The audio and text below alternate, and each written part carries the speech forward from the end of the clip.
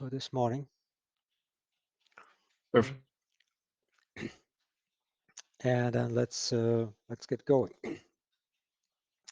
So so we're going to start today with just basically doing a level set on the tool. That some of you have some experience, a little bit, some of you almost nothing. So it's important to get everybody at least on the same page in terms of the basics, right? Or how to use the tool. We'll talk a little bit about its configuration as well. And then after that, we'll just dive in right to SysML. So with regards to the tool, I'll give you a little bit of background in it as well. Let's come up here. Um, the slides, so you all should have a copy of the slides, which are mostly with PDFs, which you need to download or you should download right onto your local drive or onto a shared drive.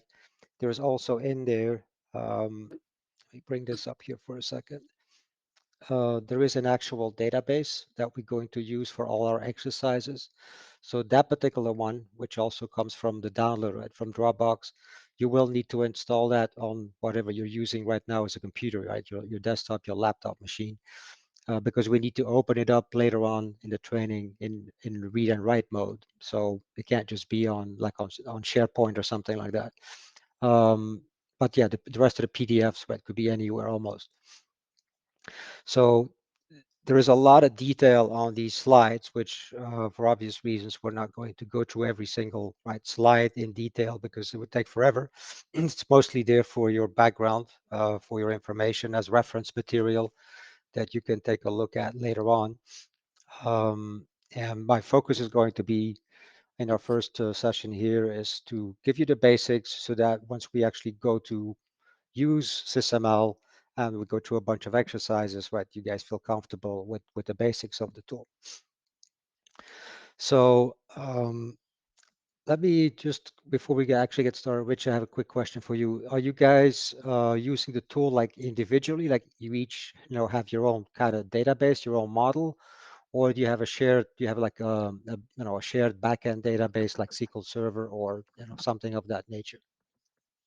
So at this time, everything is done individually, but we're in the process with IT to try to get an actual server set up.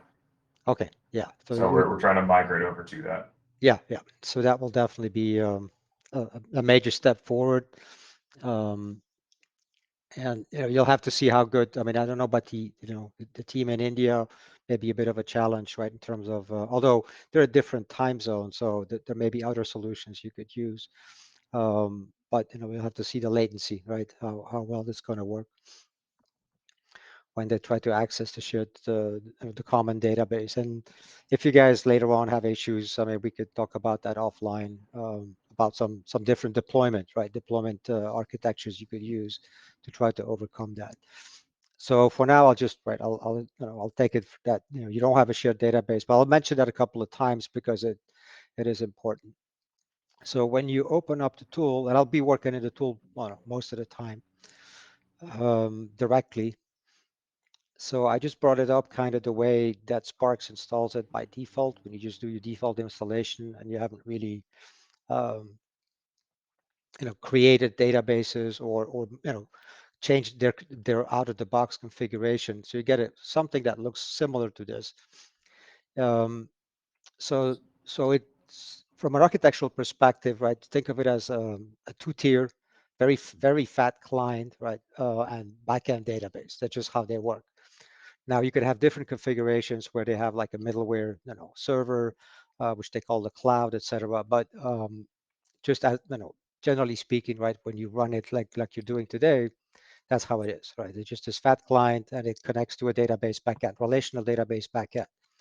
So for the training purposes, it's probably what you're doing right now, right? You're creating databases on your local machine, and they have different solutions for that, like Microsoft Access or the SQLite, which they call QEA, etc.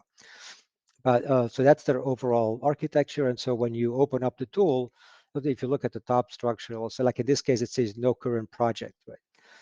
Their terminology is a bit skewed because sometimes they use the term project. They say, okay, personal project, and then they talk about files, and then they talk about repositories, and So it's kind of confusing, but at the end of the day, it's always right. You're always connecting to some relational database backend.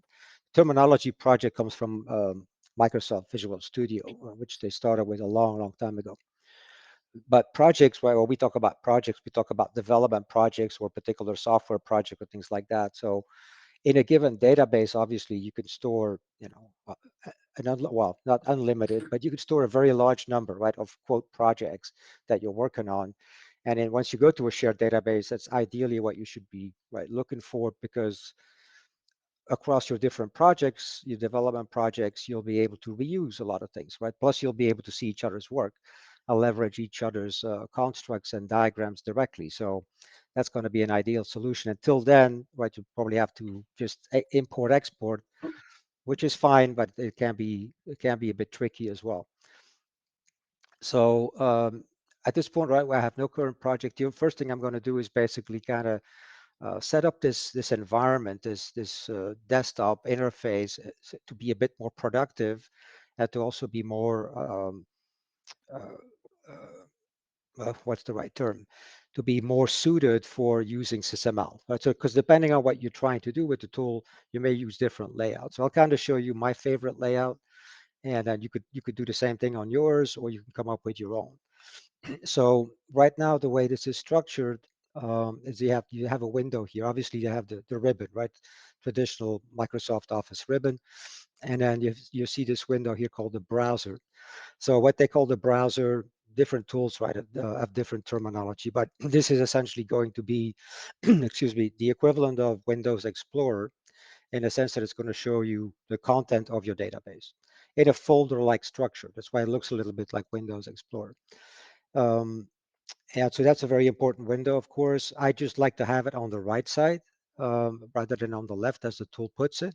So in general, with each of these windows that you're seeing here, right, they're all dockable, they're movable. So you can just, grab something with your mouse and drag it along. And as you drag it, right, you'll see the tool gives you potential docking locations, right? Like here, if I release the mouse right now, it would snap right here, right? Because that's what it was showing. Or if I keep moving it, it could snap it. It could, like divide this section into two, right? Or I could use that same area here, for example, or I could just move it all the way to the right. Like so that's what I want to do here. I'm going to move it for now all the way to the right. So I have this here. And then the property window and the notes window, excuse me, I haven't drink, I need to drink more coffee to get my throat going. But the properties window and the notes window are also very important. But if you leave all these windows at their maximum size, especially on a laptop, right, it doesn't leave you with much space, right? So I'm always trying to leverage, the screen real estate as best as I can. So what I'll do in this case, I'm just going to grab this guy and kind of divide this section here into two, right, and let this guy snap in the bottom, right? So I kind of have my browser at the top. That way, if I need to look at the browser, I can always temporarily like do this, right? I see more here. Some of their property windows, or actually the content inside this property window is pretty big. There's no scroll bar.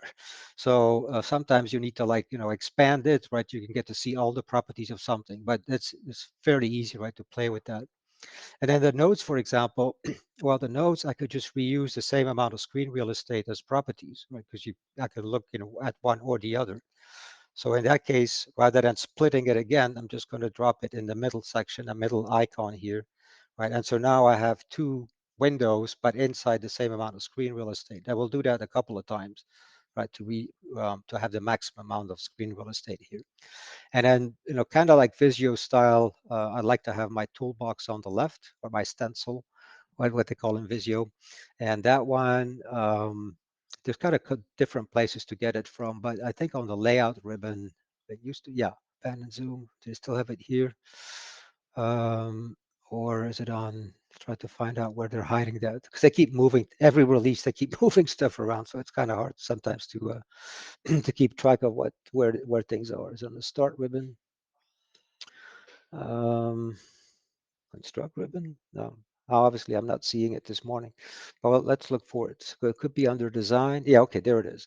So let me go back. So on the start ribbon, right, you have a set of these icons here, like 6 or 7, six icons here that all have to do, well, no, actually the first 5 have to do with like, enabling or opening up and closing it, et cetera, different windows. So, and they kind of split it up, right? Anything property related is under here. Collaborations, which will, once you guys have a shared database, you'll kind of may want to take a look at collaboration features. That there's some interesting ones, right? Code execution and then debugging, we're probably not going to do, right? Publishing is if you want to generate HTML or Word documents out of the tool. So they kind of split it up a little bit, not because they literally have like dozens and dozens of windows. Probably the most important ones are going to be in those two sections, design and property. So here, if we look at what they have under design, the browser, we already have the browser. So that's an important one. At some point through the training, we'll talk about traceability. So you may want to open that, but it's definitely not something you need to have open all the time. And then tools, we're not going to use any of these tools here for this training, but here's my toolbox, right? So toolbox/stencil. And again, that's probably the only thing we're going to need out of this guy. So here, actually the tool just by accident, right, puts it exactly where I want it. So now I have my, so this is where we're going to grab elements from, right, then drag them onto our diagram surface like in Visio. And then, so that's obviously an important one to have open. And let's take a look here on the property side. So we have properties and nodes. These are also two windows that you use all the time.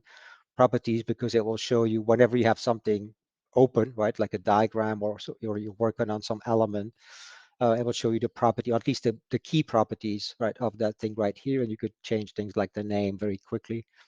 The nodes is going to be where you capture like your basic documentation around elements or diagrams. So those guys you use all the time. So we already have those two. And properties dialog, element browser. So the only other one that I really need is this thing called features, right, which is basically a combination of these other, and we're going to be using that a lot from a SysML perspective. Things where we define like functions, like software functions, right? They're going to be here, or receptions for signals, or the properties, the parts of the different hardware components that we have, the touch points, the interaction points, which are called ports. So that all that's going to be here. So the tool just parked it here, takes up a lot of screen real estate. So usually what I do is I'll park it in that same area. So I'll kind of have properties, nodes, features, um, all in that same area, just to to maximize my screen real estate. And there's one other thing that we should have in here. Let me see if I can. Okay, it's not going to be in properties. It's going to be in, let's think about construct, project change. I'm just looking for, actually, it probably is not on none of these windows. Let's go to layout. And there's this thing under the layout ribbon called pan and zoom, right? That's something else that you're going to be using all the time. So again, the tool just happens to park it exactly where I want it, right? So I have pan and zoom. So pan and zoom I don't use as often, so I can literally like slide this, right? So I have the most use right to the left. I mean, if you care, right? So once we have diagrams open, we'll be able to zoom in, zoom out. Some of your diagrams are going to get pretty big, right? So you want to be able to do that just like in Visio, have a quick zoom in, zoom out. And that's probably good enough as a starting point. All right, so let's see what else. So if we actually look at this central area, where they have like this is actually, they have 4 different tabs in here, 3 of which we'll probably very rarely use. The open project one is where essentially you can write access databases, or when I say access, like open databases, right? So like opening a personal file, which we'll do in a minute. We'll create a new one first. Once you have your shared database, you'll be able to here to go to like a standard server connection. And then this would bring up, right? So you connect, and let's say that you guys are going to use a SQL Server, right? So you'd set up your SQL Server, and then you'd have your server name, right? The DBA will tell you exactly what that server name is, which port to use, and whether you use like Microsoft Windows authentication, or you have explicit authentication. So they'll give you the detail of how to set that up. Then once you connect, it works exactly as if it's on your local machine, except right? Maybe the performance is not as snappy, but you'll connect the same way. So that's what you'll use afterwards. And then the tool has like two lists, a little bit like Microsoft Office, right? You have things that you can pin. So those databases that you use a lot, that you open up a lot, these are like URLs, right? So basically just shortcuts. So if I want to open up this database here, I just click on it, boom, and because it remembers, right? It has the actual if you will, connection string right behind the scenes here, or the path if it's a local file. So it has like two lists, and then you can clean up if you have stuff in here. So I don't need to see the example anymore, but you remove, because it's a hard-coded list of 10. So once you have 10 in here, and you add another one, right? You open up another project which you don't have, didn't do previously, they will drop one out, right? So you can kind of keep it clean yourself and say, okay, I don't take it off this list. Otherwise, they kind of remember the last things you open. So that's what this interface is about.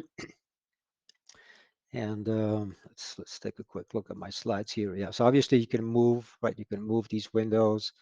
Yeah, we also mentioned this could be useful, especially on a laptop. Again, sometimes if you wanted to, like, you're working on a diagram, right? And for a while, you don't really need, the toolbox, you don't need the browser, you don't need anything else, right? You kind of want to temporarily push all these windows away, but if you close them, now you got to go reopen them, right?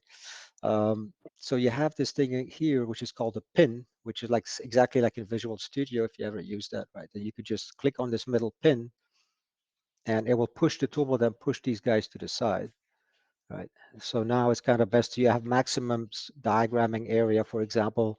But if I need something from the browser, I move my mouse, right, and I would be able to look at something or pick something, or if I need something from the property window. So everything's still there, but nicely pushed to the side for you. And then, you could always restore it at some point. You just do the same thing. It's like a little pin button. So I'm going to leave things pinned for the rest of the training. But think of that. Also, the ribbon, of course, you can say minimize the ribbon, right? So you can like maximize your area. The other thing I recommend doing is once you got a layout that you like, right, you think, okay, this looks good, right? Especially in the beginning, if you're new to the tool, I would recommend that you kind of tell the tool to save that particular layout. I think they save it in the Windows registry. I'm not 100% sure. Their data, their configuration data goes part into the registry and part into the app data files. So depending on, what they want to do, sometimes they move it in one place, sometimes in another. But that way you have a nice restore point. And they call these things workspace. So if you, again, in the start ribbon, so if you click on workspace, you're going to see this. There's all these, so the one I just started from this morning is called default. And then they have, kind of layouts, right? Or that a workspace, I mean, it really like screen layouts is what they're talking about. So if you do database modeling, right, you have some certain extra windows you need, right? If you do simulations, there's a lot of different extra windows. So, or, other kinds of things. So, but you also have your own, like my workspaces, right? So what you can do, you can come to my workspaces, and you could say, okay, create a new one. And I'll just call that, I'll call it me EAVX, for example, right? You can put any string in there. I have some from other trainings I did, and then you just save that. So basically what the tool does is it looks at exactly how your layout is, right? And it takes all these, uh, settings, if you will, and let's save them somewhere. Let's assume it's the registry, right? So now I have a workspace that I can always, if accidentally you close things out, you can't remember how to open something, you have a known restore point, right? And then you just go to workspaces, you go my workspaces, and then I can say, okay, apply. Like for example, here, if I were to, let's say I'm going to take this, apply this previous, which is probably quite similar, but there's a couple of more windows here, right? You see that I always use, but for the most part, it's exactly like I just did, right? So, but you can, now you can very easily switch between completely different layouts. So let me go back to AVX here, and I'll apply that, and I'll use that for this training this week. I'll make that my default. So whenever the tool opens, right, it will automatically apply that particular layout right now, right? So that's kind of important, because having the tool being, it's the environment be productive is really important. All right, and if you guys, some of you have used modeling tools, so you know that. Where were we? Where's my PowerPoint? Oh, sorry. I, okay, so that's, I just mentioned that. We talked about this. Yeah, so again, terminology, what project, file, repository, I mean, database. I typically use the term database or repository, but it's always pointing to the same thing. It's just that they have a very confusing terminology. You have, alternatives here for opening and closing a project, but you can do it directly from that desktop. But the only thing that's interesting here sometimes is because it's a two-tier architecture, right? So you have the data as it sits literally in the database tables, and you have your view. Now, technically, the two should always be in sync, right? But things happen, right? Occasionally. So, if you just, I mean, you could like, if you have a database open and you think that you need to refresh something, you could close, right? That and then reopen it. But you can also do a reload. Sometimes I find that some of the refresh issues that they have, I just come in here and say, okay, go back. So in other words, what you're telling the tool is throw away what you have in memory, right? Go back to the database, reload all the database table content, and show me, right, the current version. So you may need to do that occasionally. Visual style, yeah, I'll just point that out quickly. And then this we'll talk about a little bit later. So when you go to the tool here, and we're still in the start ribbon, right? You're going to see something here under appearance, which is visual style. So, this particular color scheme, for example, comes from Visual Studio 2019, right? You guys, I know a lot of developers like to use a carbon style. Also Microsoft Office styles, right? So if I, apply that for a second, right, you're going to see, right, very different layout, but it's not, the contrast isn't as high, so I never use that for training purposes. Um, so I'll just switch back to my Visual Studio style, but you can basically change, right, theme colors, like I have a blue theme color, right? Could also be light, dark. So play with that. This is just your personal preferences, right? But at least the tool gives you that option. Um, and then in here, um, something that you may want to change. I think by default they have this option set. What they're talking about here is the size, the font size that they use for when you have different tabs, just like in Excel, for example, or in Visio, right? You have different tabs, and then the font size that they use is actually fairly large. So again, if you're on a laptop, right, you run out of screen real estate if you have a lot of the windows open. So I just take that off because then it uses a much smaller font. Um, and increase power, enable. Think is there anything? Oh yeah, and then the tabs here, I changed that as well because I like to see my tabs at the bottom, just like in Visio or Excel again, because I think the tool by default has them at the top. But these are personal preferences, right? I mean, there's no right or wrong. It's just you kind of do what you want to do. So I'm just going to go back to my visual style here. It usually takes a few seconds to update the UI. Okay, here we are. So take a look at that. And then play with that, right? You don't have to do that right now. And to get the tool to kind of the look and feel, right? Change it to what you like. This one we're going to come back to a little bit later. So portals, I'm going to skip because it's not that critical. What they mean by portals, and just to give you some background, is you have all these options, right? All these different windows that they have, and then they came up with this concept called portals, which was just yet another way to redistribute, right, all the possible windows that you see and all the possible layouts that you can get, etc. So everything that they have in portals you already have in the ribbon. It's just a different way to look at it. So it's background information, but I never use it personally. um, yeah, navigation bar, you should have it by default. I didn't mention that particular one. So what they're talking about is this navigation bar. So once we have a database open, right, you can navigate through, just like in Windows Explorer, right? You can navigate directly by opening up the different folder structures, but you can always just go into Windows Explorer and use the navigator bar and do exactly the same thing, right? So the tool here will have the same concept. You can change your location, database location through the navigator bar or directly through this Windows interface. So, but it is kind of a nice, sometimes I think it's faster to do it through the navigator bar if you kind of know where you're going. So that's navigate. inspector, trace. Like I said, we may use that occasionally. Toolbox, we already got that. Features, what we did. If you want to see relationships, so some tools, I think like Magic Draw and Cameo nowadays, they will show you when you look at this folder, what the structure, right, the equivalent of the browser and their interfaces. You'll see like the diagrams, of course, you'll see all the elements, right, that you have in your database structure. But for every element, you can also see the relationships, right? So everything it's connected to.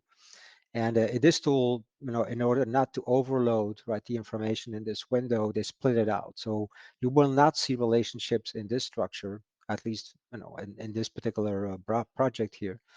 Um, but they have a separate window, and that particular window should be, let's see, where is it under?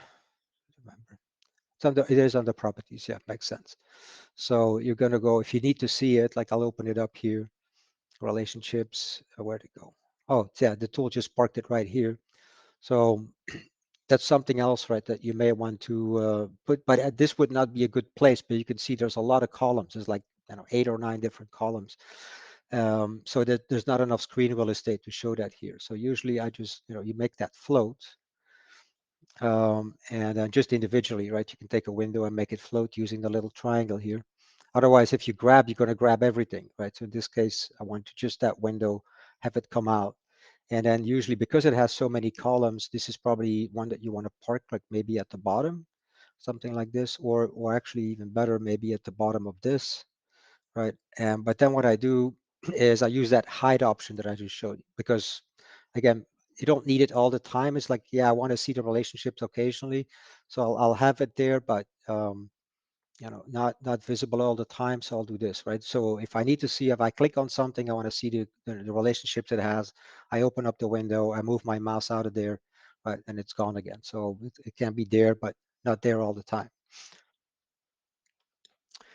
So that's that one. Then what, like I said, once you have your shared database, take a look at discussion threads because it's kind of nice as a team then, right? When you guys want to like discuss certain elements, so you want to be able to have these discussions without actually physically updating elements. So you could have elements in your database that are locked, like requirements, for example, right, that you lock at some point, but you still want to have like a discussion thread on them, and the tool will keep that as separate.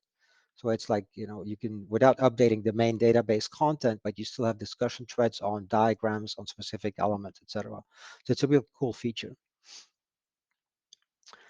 Pan and zoom we talked about. Okay, so perspectives, that's another important one.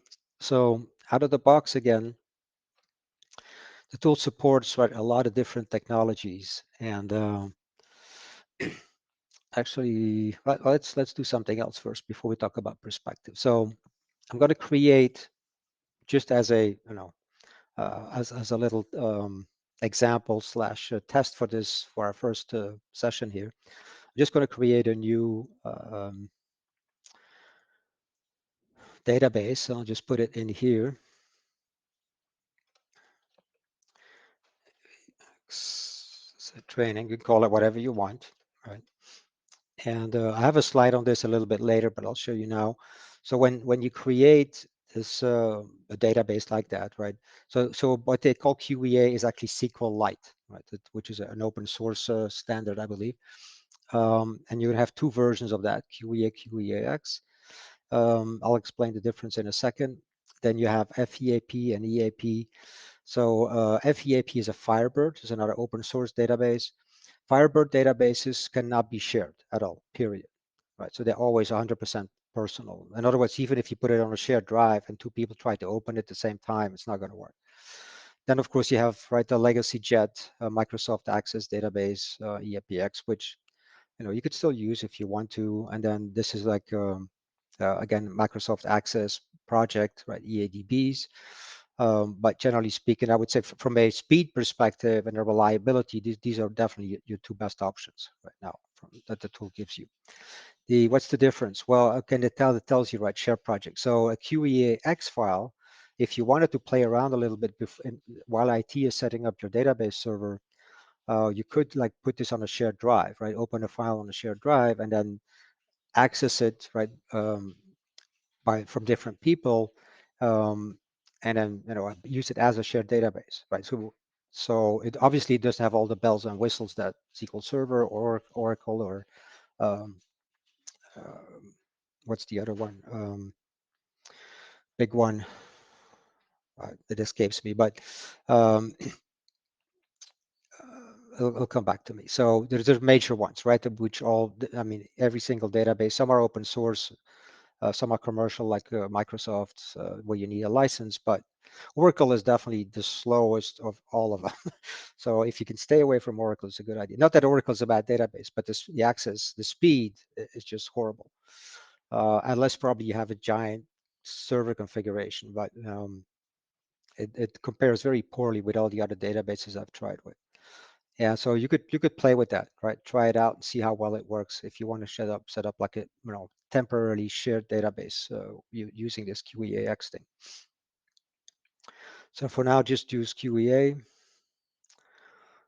Oh, MySQL. Yeah, for whatever reason I couldn't remember. Yeah, so MySQL is it's open source and it's the fastest one. I mean, it's 2 to 3 times faster than SQL Server, which itself is like probably 10 times faster than Oracle. So this in terms of speed, MySQL is like the best one. But again, your IT department, right, is going to decide. They'll have their say in that. So once you have, the tool just created, right, as a brand new SQLite database. And so when it created, they don't populate it with anything, right? It's just going to be an empty database, which they call, so they put something in the browser to let you know that you actually have a database, right, accessible to you. And in there, they put this little node, which if you think they call that a root node, right? So it is quite similar in a way to XML. If you're familiar with XML structure, right? You have a root node in XML, and then if you need to add content into that XML file, right? You basically access you get a reference right to the root node, and now you can add whatever you want. So this is the same concept, and they just call that root node model. By the way, there's no property sheet for this. So I say, well, okay, I would like to change this label here, this name to, let's say, AVX. How do I do that, right? There's no property sheet. They used to have a rename, which for whatever bizarre reason they took out. So it's like, how do I do it? Well, the only way I've found in doing it is to use the F2 function key. So on a Windows keyboard, typically you should have F2, or depending on your keyboard setup, it could be like Shift or Alt or Windows. You may have to add something else than just F2, but in my case, it's just going to be F2. And so, and you could use that anywhere in the tool. Right, so whenever you need to change the name of something like on a diagram or some element on the diagram, and you change your mind about how to name it, you just hit the F2 function key. They'll put you in text edit mode, and now you can change that name. Right, so this they call a root node, as you just saw. But the difference with XML is that this is a database, right? So you can also look at these root nodes as being logical namespaces in a physical database. So you're in one physical database, but you could have multiple namespaces, right? So the tool just gives us one by default. If you keep it that way, then your logical and your physical are the same namespace, right? Because this logical namespace will cover the entire physical database. But I mean, a lot of times you won't. I mean, you want to add things like, so for example, let's say that all your production, right, information could go under this particular root node, but then you're going to have things like sandboxes, right, like test areas, or maybe you have in there, if you want to say add a root node because you have some reference models, right, that you want to keep in there, store some reference models. So I have a root node for that. I can have another root node for just like I want to just try something outside the official, right, the formal, I mistyped that, inside if you will, the actual production information, right? Then I can just put a sandbox. And in a shared database, it's a good idea to do that. And each one could add your own subfolder, right? So you want to try something out, then you could try it out in your sandbox without having to create a separate database, right? Just to play around a little bit, to try something.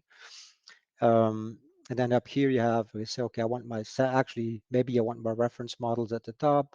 And then I have my production, right? This is all my production information.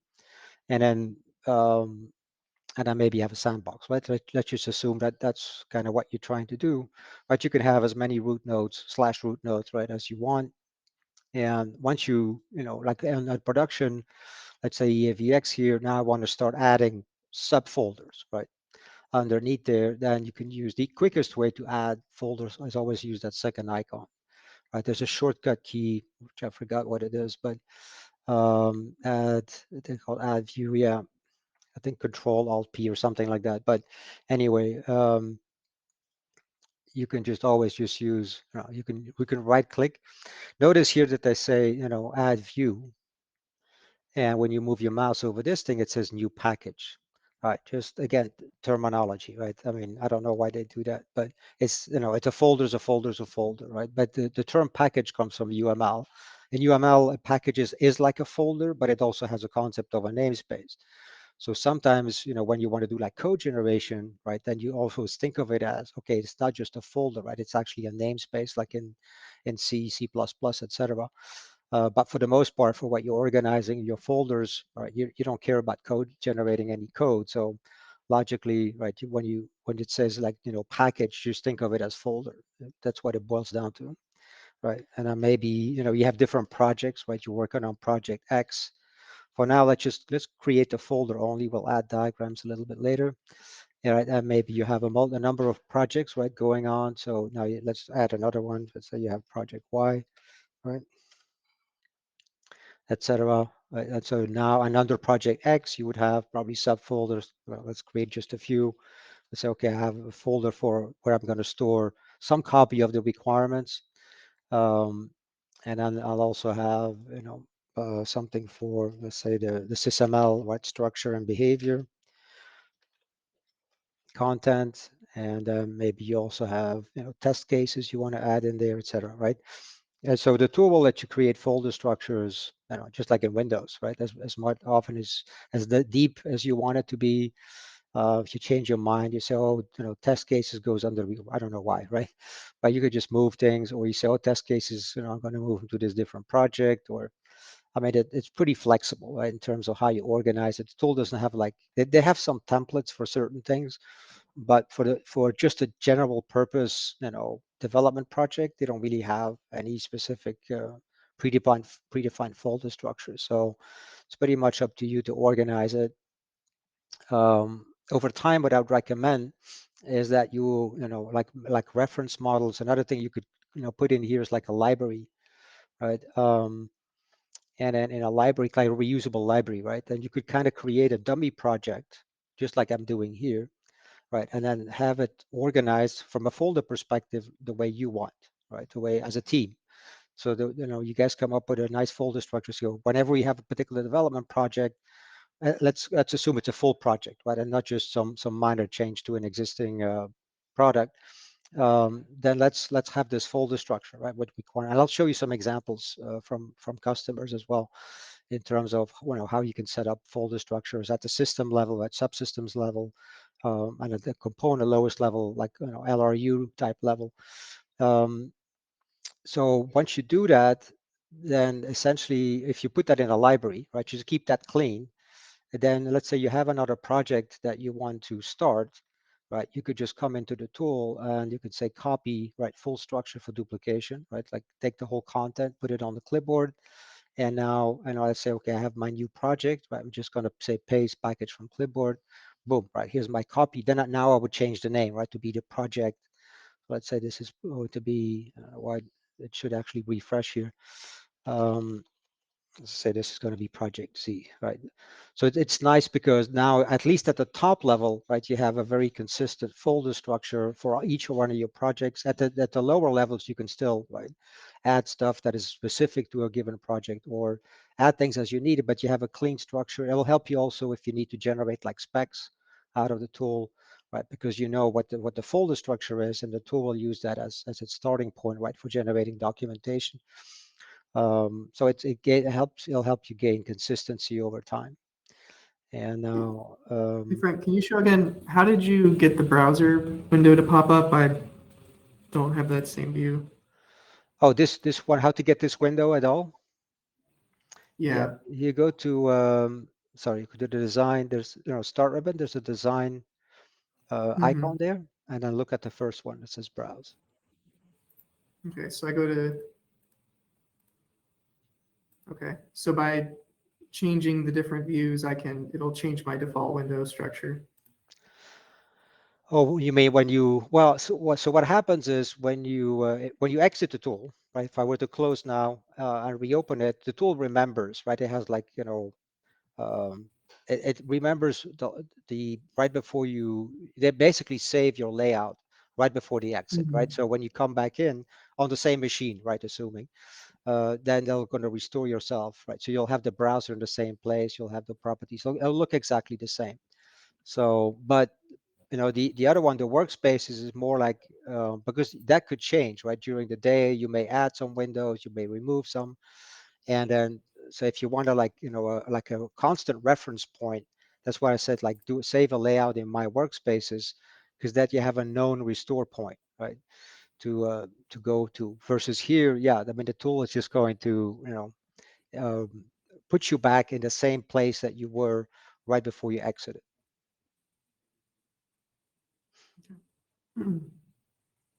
So you won't have to do this every single time, right? It would be pretty tedious if you had to. So Frank, quick question. The one thing that definitely tripped me up when I was first playing around with this is the different icons for the different folders. So it seems like it doesn't really mean anything, but Correct. could you maybe explain it so or confirm that basically the little icons next to it doesn't really actually mean anything? Yeah, they really don't. I mean, you Okay. can if you go in here, like see set view icon, right? They have these different. So if you care, I don't know why you would care, but if you wanted to see like this is a class, right? So if I change the icon, it will look like this, right? Does it mean anything? Oh, okay. No, absolutely not. So this goes back to like way when they started the tool a long time ago. They had this idea of the top level folder. So you have your root node, right? That's and which is like a namespace. And then what they were trying to say is, okay, you have your very first folder under a root node. They wanted to maybe assume that would represent something like a view, if you're familiar with like TOGAF, right? TOGAF views or DODAV views, or like architectural frameworks, right? They have these called views and viewpoints. And so that was kind of the idea to say, okay, well, you have um, if you apply some of these frameworks, right, then you would use the top level folder to represent a specific view. But in the database, I mean, it doesn't make a damn difference, because it's still a folder is a folder, right? And Okay. it doesn't care what you put in there. You're not restricted in any way. So I don't even know, other than maybe just for because it's been there since day one, right? 23 years ago when they first came out with the tool, and they keep it there, but it really has no meaning. So yeah, just ignore that icon, because see, for example, if I take these test cases, right, and I put them right under this level, um, oh, that's interesting. You would expect them to change that content, with that view, because now it became a view, right? Let's see if I reload. No, okay, that's interesting. They don't, which is inconsistent, right? Because now this is a top level package as well. So it obviously, when you create the folder, they put a little bit there that flag, right? Something that says, oh, you're a view, but when you change it afterwards, then they don't. So kind of inconsistent as well. But yeah, so that's just historically it probably had some meaning, but you could as well completely ignore it, because you can't change the icons anyway. If the icons, it could mean something to you, if they let you change them, right? Maybe. But even then, what if I want to know something with an icon at this level, right? I mean, or what if I want a special icon just for requirements folders, for example? So I mean, it's not that flexible. So, but it's there. So Gotcha. Okay. Thank you for that. all right. So if we kind of a long way around to get back to the concept of perspectives. But let's just say, for example, I have this folder here called requirements, and I want to create a diagram, right? That's going to live in that particular folder. So the first icon, by the way, just to kind of your own, is going to basically just click on this pattern. So they have these things they call patterns, which at least from my perspective, are not patterns at all, but they're just little, they show you like example. What's a timeline, a UML timeline diagram, or I don't know what's some of their dashboards, right? How does a pie chart look and things like that. But I mean, pattern to me is something very different. So, but they call these things patterns. So, and you can literally add these things, right? You could take this little sample model here and add it into your as an example. So it could be useful occasionally, but you're going to use that extremely rarely, if ever.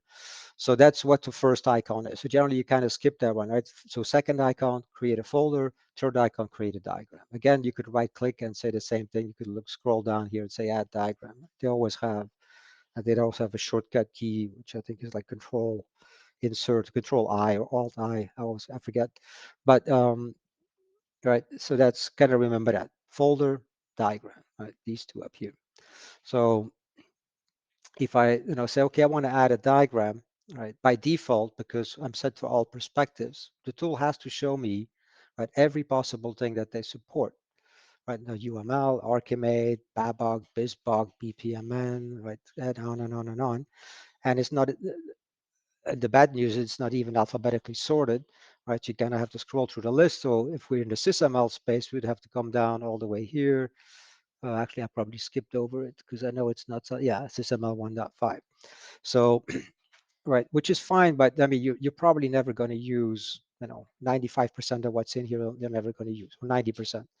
So it's like, okay, how do I filter this stuff out, right? So it just shows me the things I care about. For this week, we're just going to care about SysML.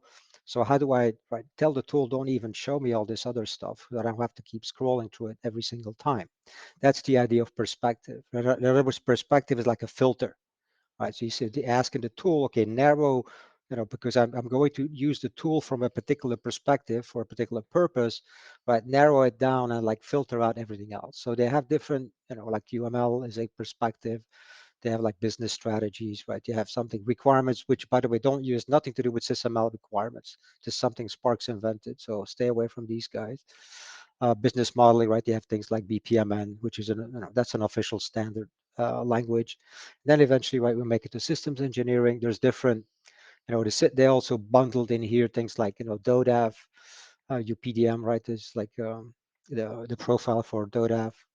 And then this is another version of a DODAV plus profile, etc. So, but SysML is where you would find it here. So unless you use any of these other kind of system engineering type languages or frameworks, you just go SysML. That's what we'll do for this week, right? So we got to tell the tool, hey, filter everything else out. And whenever you change a perspective, now if I go back to all, they won't do anything. But if I change any other perspective, then they always, for whatever reason, right, they want to tell you about their fantastic patterns, and so they'll automatically and put the focus on this tab here and then show you that you have different. I mean, if you want to see some examples of like SysML block definition, right, composite block structure, which we'll obviously be going to do in class this week, you could see some examples here. So, but they're just examples. I would not call them patterns. So once I do that, so now let's say I want to create a requirements diagram. I want to quickly, add a few requirements to my project, right? If I click on the same icon, right, all the other stuff is gone, right? It's really useful to do that. Sometimes you want to use some other language or some other construct that the tool has, then you may want to switch, right? And you could even set up, we're not going to go through that, but you could actually set up, I may have it here, like, specialized, I mean, can set up your own combinations, right? If you say, I want to use UML plus SysML plus this plus that, which it's in the slides how to do that, but we're not going to actually do that, during the live session here. So in this case, right now it's going to tell me all the diagrams that SysML supports. Requirement is one of them. When you see these little triangles on the side, again, we're not going to use that during the training, but all of them are going to be subsets of something. So we're always going to use the full set of elements that are allowed on that particular diagram, right? When it comes to block definition, but they have like basic blocks or just show me constraint blocks or, I mean, so it's always, what you see underneath here is always a subset of the full. So, and we're not going to use subsets here. We're just going to go to full capability of the language, if you will. So in this case, for requirement, we just pick the top level. And so now we have a SysML requirement diagram, right? So we have a toolbox. The tool automatically opens up the stencil/toolbox that is specific for modeling SysML requirements. They did throw test case in here, but which is fine. But everything else is really specific to requirements.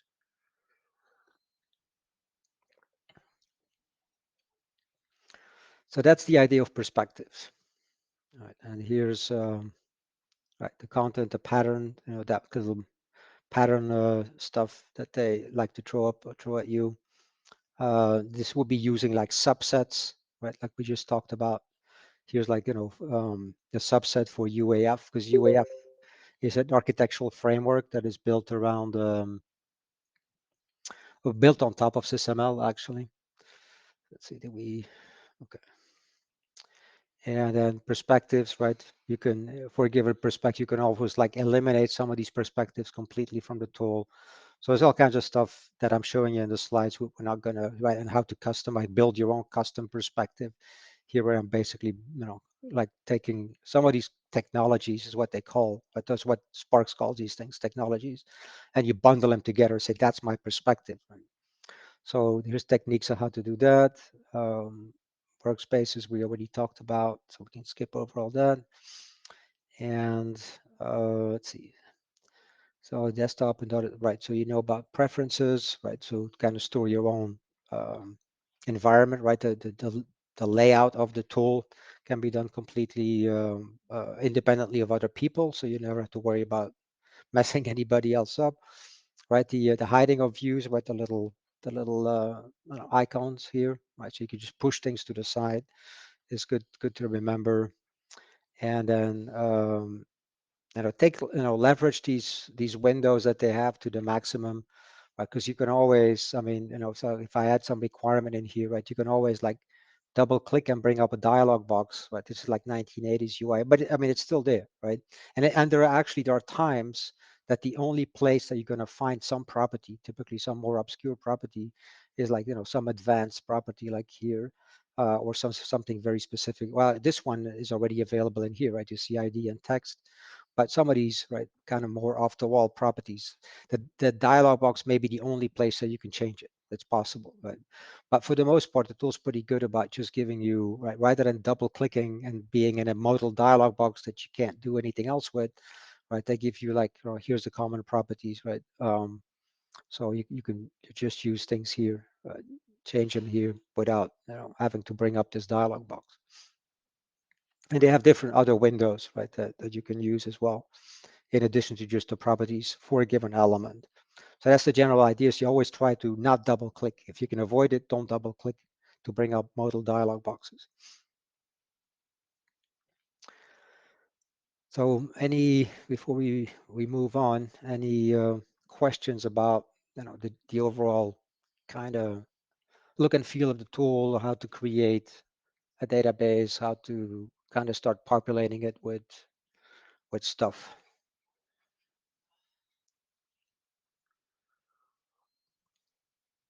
Well, I'll say I don't have a question about this, but learning that thing about perspectives is very nice to see. Because again, when I was trying to self-teach myself this a little bit, having all of the various different options in there was a little daunting, but filtering out by SysML is great. Yeah, it is super nice. Yeah. And it's, and if you wanted to do something else, but you needed to switch to UML, I mean, you just go and say UML, right? Or so occasionally, like I said, you need to, like, you want to bring up their publishing in terms of like, some of the features they have to generate documentation, generate HTML, or you want to do something like charts, right? You want to extract some or automatically build some charts, dashboards and charts, for example. So they have some okay features, right, to do that. So, sometimes you'll switch, but for like probably 80-90% the bulk of your work, right, then you can just stick with it, and at least, not see all the rest of it. The other nice thing, by the way, just like if, let's say that you wanted temporarily to have, I want a UML diagram for whatever reason, right? I'm going to add some, I'll delete it afterwards.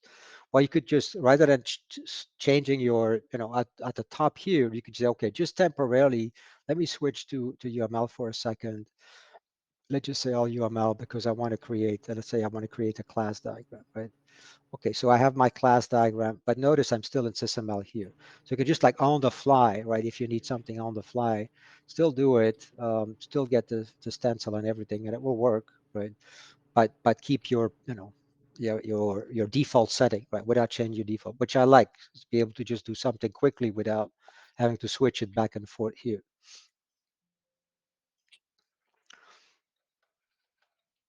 All right, so creating files we talked about, right? We already have that. We talked about all these different options here. Here's some more detail about them. Yeah, this is the Microsoft Access 2007, but I would say, stick to those two. Not that the other ones don't work, but this is getting old, right? My Access database is getting pretty old and not very reliable if you ever used them in the past. So adding root nodes, we talked about that, right? The F2 function key, adding packages, right? Control W. Okay, that was a shortcut key. Yeah, Control W. Yeah, there's some more. Yet another way to open or reload a project is from the top section here. Generating documentation, but there's also a ribbon for it. There's a publish ribbon that will give you the same options. Here's a browser structure, kind of an example of that, right?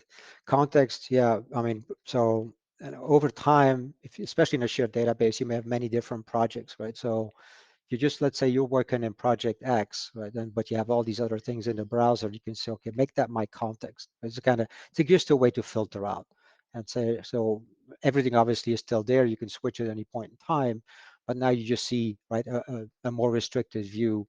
Same thing with diagram. It's just say, okay, just, I just want to see the things that are on the diagram. If you select something here, select it here. So and I think also it will show you like documentation of the elements as here as well, I think. I put some notes in here. Yeah. There's another view that will actually, well, there's a few things that will show you here, which you wouldn't see in the project browser. So again, it's just like setting your context. That's really what all it is.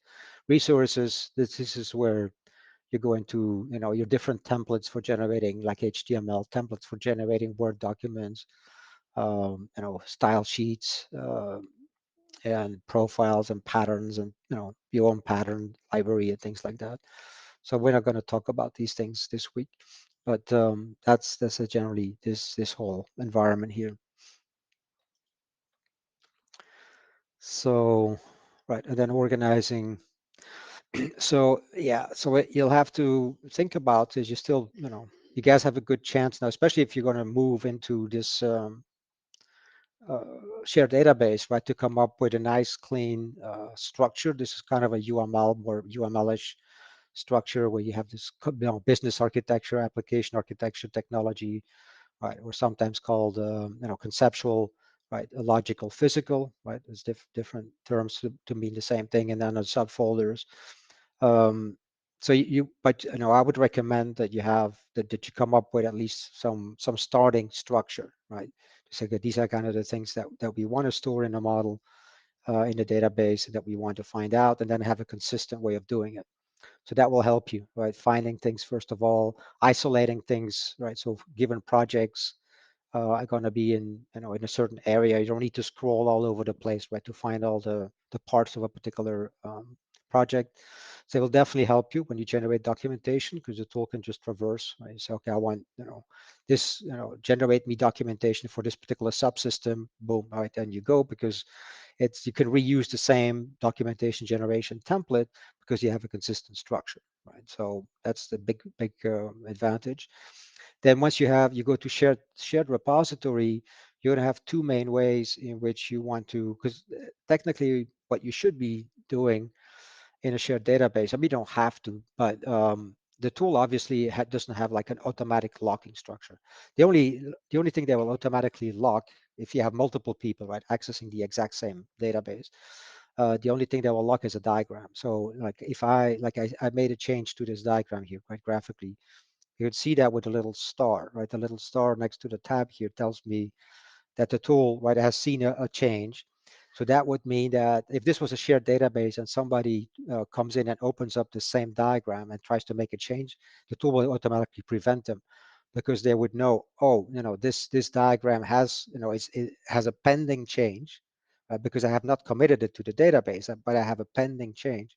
So therefore, I'm not going to let anybody else make a change to this diagram until the person who got there first, so to speak, right, makes an update. So at this point, I say like save changes, or I just do Control S, right? Control S will work. And so that automatically releases the lock. That's the only thing they do in terms of like preventing people from stepping on one another.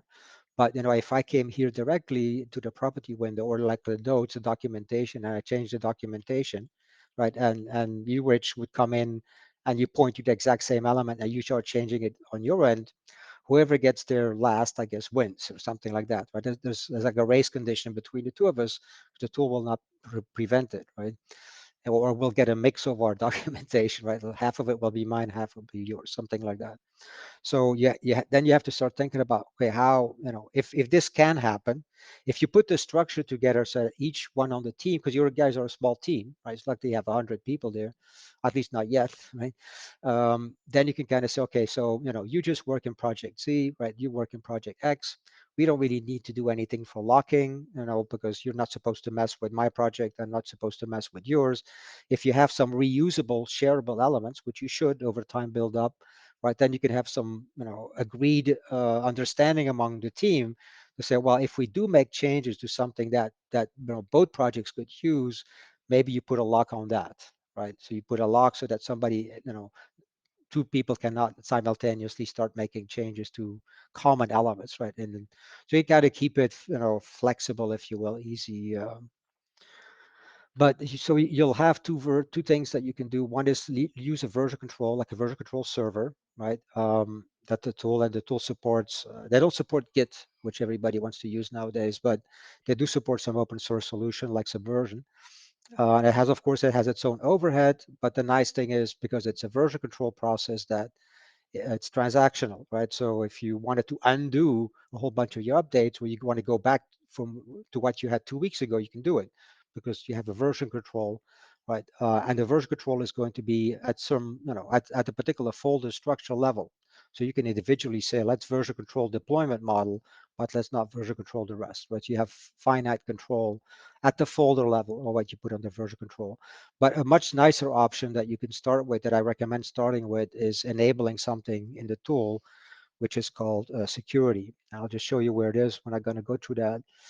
But it's under, let's see where they're putting that, under settings probably. Yeah. So you're going to go, once you have your shared database, right? You're going to say enable security. The tool will ask you for a particular password, which they give you when you purchase the licenses. And then you enable it, and then after that you can start like setting locks individually at the element level, at the diagram level, at the folder level, folder structure level. So it's very flexible, right? And you can lock to individuals, you can lock to group if you have different teams, right? You have like a tester team or developer team, or probably not in your world, right? I think individual locks will do fine, but so it's very flexible. And now you can guarantee that if I'm going to make some change, let's say to the requirements, I don't have it enabled here, right? But actually, the test database that we're going to use for our exercises, I did enable it. So that will give you a chance to play with it. And you would come in here under package control. See, there's no option here, but there'll be something that says lock, right? I say, okay, I'm going to lock the content for the next, I don't know, 20, 30 minutes, right? I'm going to make my changes, I'll unlock. It kind of, an easy way to make sure that nobody overrides or steps on what you're doing. So that's what I recommend setting up once you get there. But again, it helps to give a nice structure, right? And think ahead of time how you're going to organize the elements, because when you set locks, whether you do it through a version control process or you do it to something like security, which is built in, right? That you don't need anything, it's already part of the software. It's nice if I need to change something and I need to log this, and then I need to go in here and log that, and related things, you try to put them under the same folder structure so that it's like you can log them from one place, right? And then not have to go to 10 different folder structures to lock all the different pieces, right? So that's something to think about. And you guys are at a good stage right now to think about that. And then how you organize it. I'll show you some examples that are more like SysML, system engineering, independent rather than this. But the general, there's many different ways. But the tool does not force you to anything in terms of your folder structure. So you have a lot of leeway in terms of how to do that. So diagrams. See, Yeah, could go ahead. you go over again? What was a root node? What was meant by a root node? Root node, think of it as just a logical namespace, right? So you have a physical database, and essentially you're dividing, you're splitting it into different namespaces. Right? That's really what it is. So it's a logical, organized, a top level organization technique, right? And this tool to separate it out, but you're still in the same physical database. Now, one thing you have to keep in mind, if you're in one root node, right? Because you don't have to create additional ones, right? So you have one logical namespace. And if I generate, like if I say I want to generate documentation, right? And say I want to publish as HTML, right? Would probably be the fastest, obviously. It would take the entire root node, which means in this case, if I only have one root node, the entire root node means the entire database, right? And I could push that out as one, HTML representation. Once you split it out like this, then there's no like super root, right? I would not be able to push out like in an HTML, this and this and this. But the idea for root nodes is that you'd never want to do that. In other words, like, the things in the sandbox, I would never want to write published as a documentation at the same level as my production model or, reference model or reusable libraries or things like that, right? So you kind of logically at the top level, you separate things out that that you never want to produce as one output. Does that make sense? Yeah. So it's like a shortcut for grouping the different models and such for publication. Potentially for publication, also just just for organizational purposes. Like here, for example, I created one root node called the AVX, and I put my different projects under there. Nothing would stop you from saying, well, let's have a root node for project X. Let's have a root node for project Y. So, but again, the idea would be that, if I did that, right, the idea would be, well, I'd never want to publish documentation or, generate common output, if you will, for all these projects together, right? I would have documentation for project Z independently, right, of project Y. So I could have them as root nodes, just as easily here as possible, right? So again, there's Could no they right be or wrong. sure? Could they be? Let's say I've got similar variations of a different model, but I make each of them a root node. So let's say I've got like a 1 version, a 2 version. Like each of those could be a root node, and they'd be variants of each other. True, but they could be a variant of each other just as, at this level as well, right? You could think of this as like a kind of a folder, although technically it isn't, right? But you could think of it as kind of a folder, right? And this is a folder, and this is a folder, and this is a folder. So yeah, the relationships, between the content of one folder to another is something that you're going to have to, right, set up and manage that way. Because if you have let's say you have two versions of Project Z, would you want to clone the entire project, like Project Z1, Project Z2, and clone everything, right? Which you can. So you have multiple copies now, right, of the whole project, or do you just have, in project in your second version 2, you only put the differences, right? So it's like, everything is still here, but only the things we changed. And so again, there's no right or wrong answer, right? It's like Right. something that you have to think about. It's like, okay, what's going to be easiest, right? Because if you clone, then you have a completely separate copy, and that you're not going to touch the original, or at least when you make your changes, it's going to be independent. If you just do the delta, then you have to be, and when you generate documentation now, it becomes a little bit trickier because you have to, take the base project plus the delta, right, and combine that into one document. So there's pros and cons, right, of doing it, and if you just keep cloning, you have like, 15 or 20 different versions of Project Z eventually, right, then, your database becomes large, which could be an issue depending on what kind of database you're using. And you just have, or when you do a query, right, because when you clone something and you start running searches, which you do all the time, right now you have a particular concept, from your model is going to show up 20 times, right? Because you have 20 different versions of it. So it makes that part a little bit harder. It's like finding the right one, right? Because you can't just Yeah. find by name. So there's always pros and cons to different ways of organizing it. Okay, but so just to make sure I understand, so you can do a root node, which would, let's say, be a 1.0 version, and then we've got a 2.0 version, which is a variant of that one. And so the 2.0 could be a root node that references the root node of variant 1.0, but with some delta, and that Right. would be how that's set up. You can, but I would probably do that at the folder level, like this level, as opposed to root node, because keep in mind that this has a flexibility, right? Like for example, I can't take this root node and say, okay, go under Project Z, right? Or so this is really like almost a hard-coded. Once you make that decision, you kind of committed to it. Versus here, I can just say, okay, I the other way is not true, right? I can make this a subfolder of this root node. I can literally move these things under each other. So the tool is very flexible. Once you're at the folder level, right, it's very flexible. If you change your mind about how you want to organize things, versus at the root node, you can't just say, well, take this root node and convert it to a folder. You can't do that right now. So it's a bit more Is like there any you limit make a to the commitment. levels of? Yeah, Is go there ahead. any limit to the levels of folders? No, there's not. No. Okay.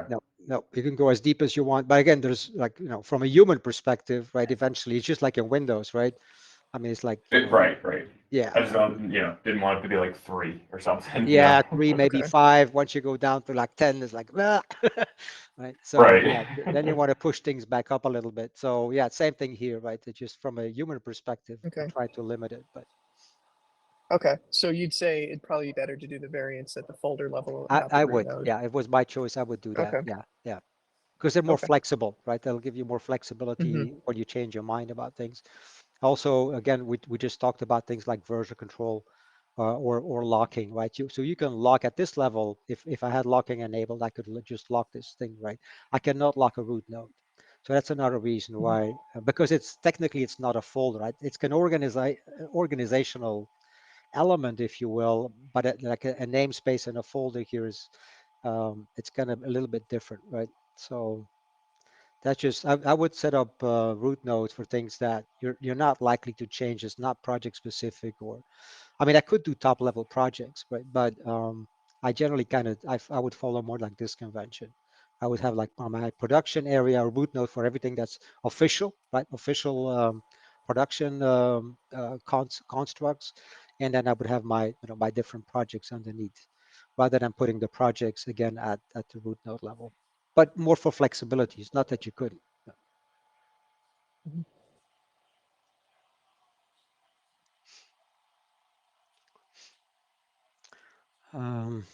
Let's see. So we talked about, yeah, that's fine. Yeah, you can in a given. So we had this little. So I created a diagram, a requirements diagram, Oh, which I think I put here. could I Yeah, go ahead. ask a agenda question here too? Is there a module you're also going to give an overview of what the different SysML and UML views are and how to interpret them? Yeah, yeah. So we're going to talk about. So once we get to the actual SysML space, right, we'll talk about requirements. So we'll go through that. And so we're going to cover in this class this week, we're going to cover activity, block definition, internal block. Package is very simple. So we're not going to cover parametrics, but we will cover requirement and use case. So we're not going to go into sequence, state machine sequence and parametrics. That would be, we could maybe over in time do another training, right, to cover just those things. But that's going to be, so yeah, yes, we will go in detail over those. Okay. Yeah, I agree. Those are the ones that make the most sense. Yeah, at least as a starting point. Mhm. So if you are in a requirements diagram, right? So the tool, what it's trying to do is guide you, right? To kind of say, okay, well, you created a requirements diagram. Technically speaking, here's the relationships that you should be using, right, between requirements and other things. Actually, the extensions are not even part of this. There's kind of an addendum to the spec. We'll talk about those, but they're not technically part of the core specification, right? So this you have your main element, right? So they kind of guide you and say, this is kind of what you should be using. But what if you say, well, I want to create, out of a block diagram, I'd like to have an element in this diagram that comes from, not from requirements, but as part of like block definition, right? So on the fly, without changing the default setting for this particular diagram, right? I can on the fly change to a different toolbox and say, oh, out of here, I'd like to, for whatever reason, right? I want to drag a signal. The tool's not going to fight me. It's going to say, okay, you want to drag some signal into this requirements diagram, fine, right? Do what you want. But if I switch and context and come back here, actually that's okay. So they don't do that anymore. So they used to automatically switch back to the requirements one. I guess there's pros and cons, right? Sometimes you want to stay there, and sometimes you would like the tool to go back. So in this case, I guess in this version, they decided that it's up to you, right? If you want to go back to requirements, you go back to requirements. So they don't automatically switch you back. But so again, but whenever you create a diagram, essentially, right, they kind of guide you and say, these are the things you should be using, but nothing will stop you from, or they won't stop you from dragging things from other, or even from UML or things that have nothing to do with SysML, right? So that depends on your perspective, obviously, right? So here, when I do this, right, I'm only seeing SysML and SysFis, which is a simulation for SysML. The only thing I'm seeing in here, right? So, but that's based on my perspective. If I change my perspective, right? This everything is driven from this. So there's a lot of interfaces in the tool that are driven by the perspective that you have. So that will filter out. And just even here, I'm only seeing the other toolboxes I'm seeing available to me, right, are restricted to SysML because of my perspective. Okay, so that's that. Searching, let's skip over that. Toolbox visibility. Okay, so let me mention that. What you'll see is when, like in this case here, right, you see my elements. Well, let's actually create, let's also create a block diagram. So we'll do the block diagram. And so you kind of see, for example, here, right, so the elements, all the elements that you can use in a SysML block diagram are nicely listed at the top. And then all the connectors, right, are separate. The tool will always do that. It'll separate out the connectors from, or at least most of the time they do, from the actual elements. But what you'll see is when the first time when you open up this particular diagram, for example, that they'll show you like this. No, don't ask me why, right? It makes no sense to me. But the very first time, right, they always explicitly show you the icon and the name of the thing.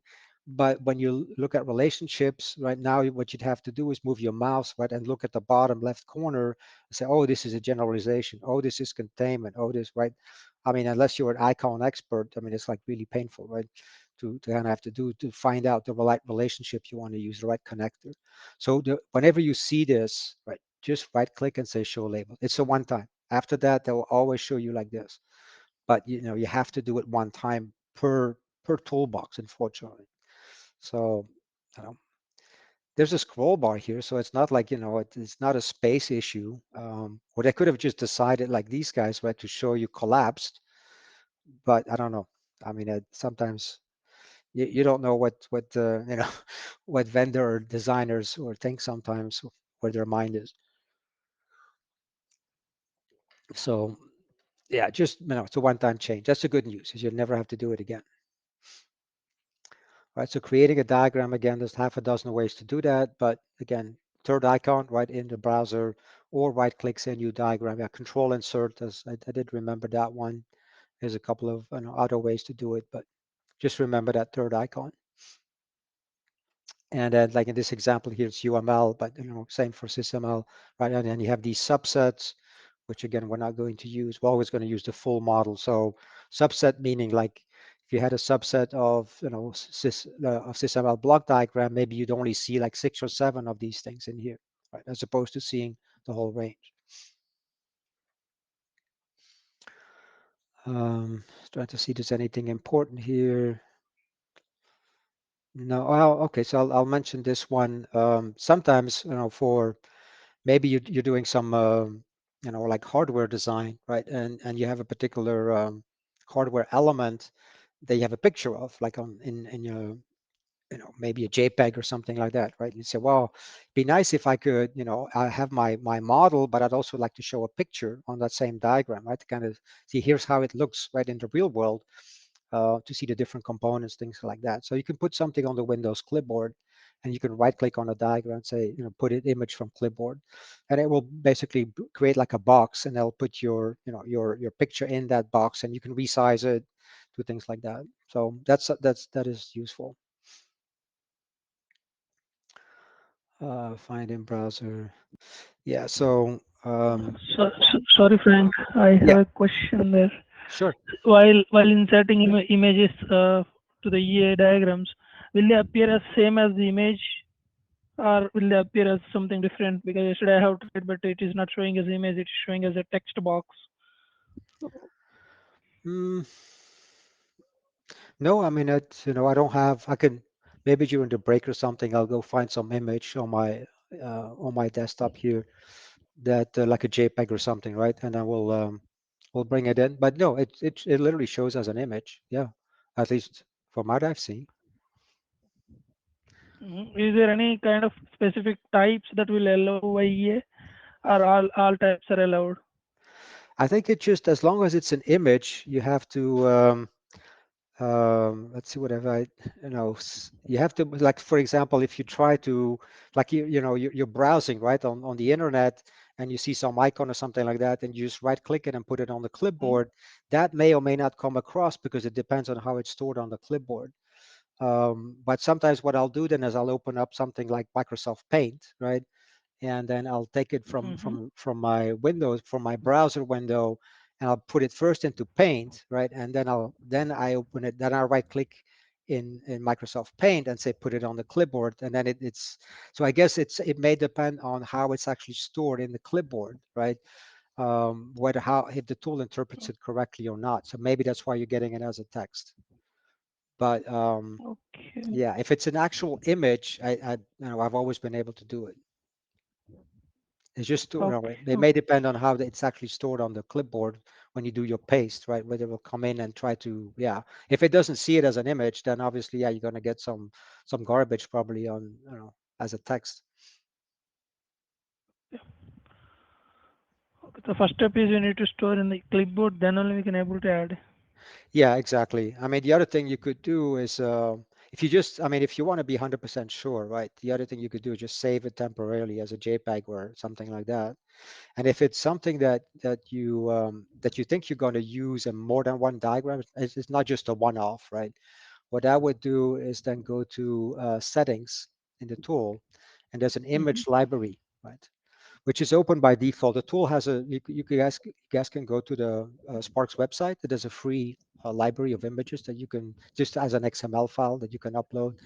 And no, but the images are okay. They're not, the sexiest images you're ever going to see, but if you have images like, for components of your system and things like that, right? So that you may want to show multiple diagrams, I would just come in here and then say add new from file or from clipboard, right? You can do the same thing. But if you have it as a file, and then you'll see that, right? Right, bitmaps, portable network, Yeah. right, JPEGs, even EMF or WMF files. And then the nice thing is once you load something up like that, and I'll try to get one or two in here during the break. Then then you can apply them any point in time, and you could take any element and say, tell the tool, hey, represent that right as that image. So that will give you more flexibility. And once you guys have a shared database, then it'll be available for everybody, right? So you kind of build up a library of images over time. I'll just see if I Okay. can Okay. find. Try to. Well, I think I have one place where admin, Sparks. Images. No, it's probably under EA. Images. Okay. Let's see what we have in there. Featured lib. Oh yeah, these are the actual library. Okay, so we could do that. Let's do that. So this is actually, so this is the kind of the stuff you guys can download. See if I have an old, very old version here, but 2019 image library. Okay, so let's do that. So you can come in here. You can't import the library directly into this interface. What you'd have to do is go under the transfer. Yeah. So they call these things reference data, right? So anything that is like tool settings, right? They call these things reference data. So in this case, I would say I want to import reference data, and then let's go to EA images. Right, here's that library. So what you guys can download, like I said, it's a free download straight from their website. And then it says model images, right? So here's my path, import that. Okay, import complete. And now if I go to my image library, okay, so you have, right, I'm saying it's not, I mean, there's some things, that you may want to use, right? But I mean, again, you could upload your own, right? It's just a starting point for, mobile devices, something like that. And then now if I have a block in here, right, then I would say, okay, I want to make that look like that image, one of my images, right? You're going to go to, where's I have the appearance, right? You're going to say, so that the default alter, we'll talk about the difference here is default image is like, if this block shows up in like 20 diagrams, changing in 20 diagrams, which you may have to be careful of because you would be potentially touching other people's diagrams, right? If the block is being used in many places. So otherwise you just want to do it for your own diagram, you'd say select alternate image, right? And they'll show up the library here and we could pick something like, I don't know, make it look like this laptop, right? And so now you get this laptop. Okay. Okay, so but that could have been your image, right? I mean, so that may be a cleaner way to do it. If it's a one-off, then yeah, just put it on the Windows clipboard and then go and I don't have anything right now to put it in here, but right, you'll have it as image from clipboard, like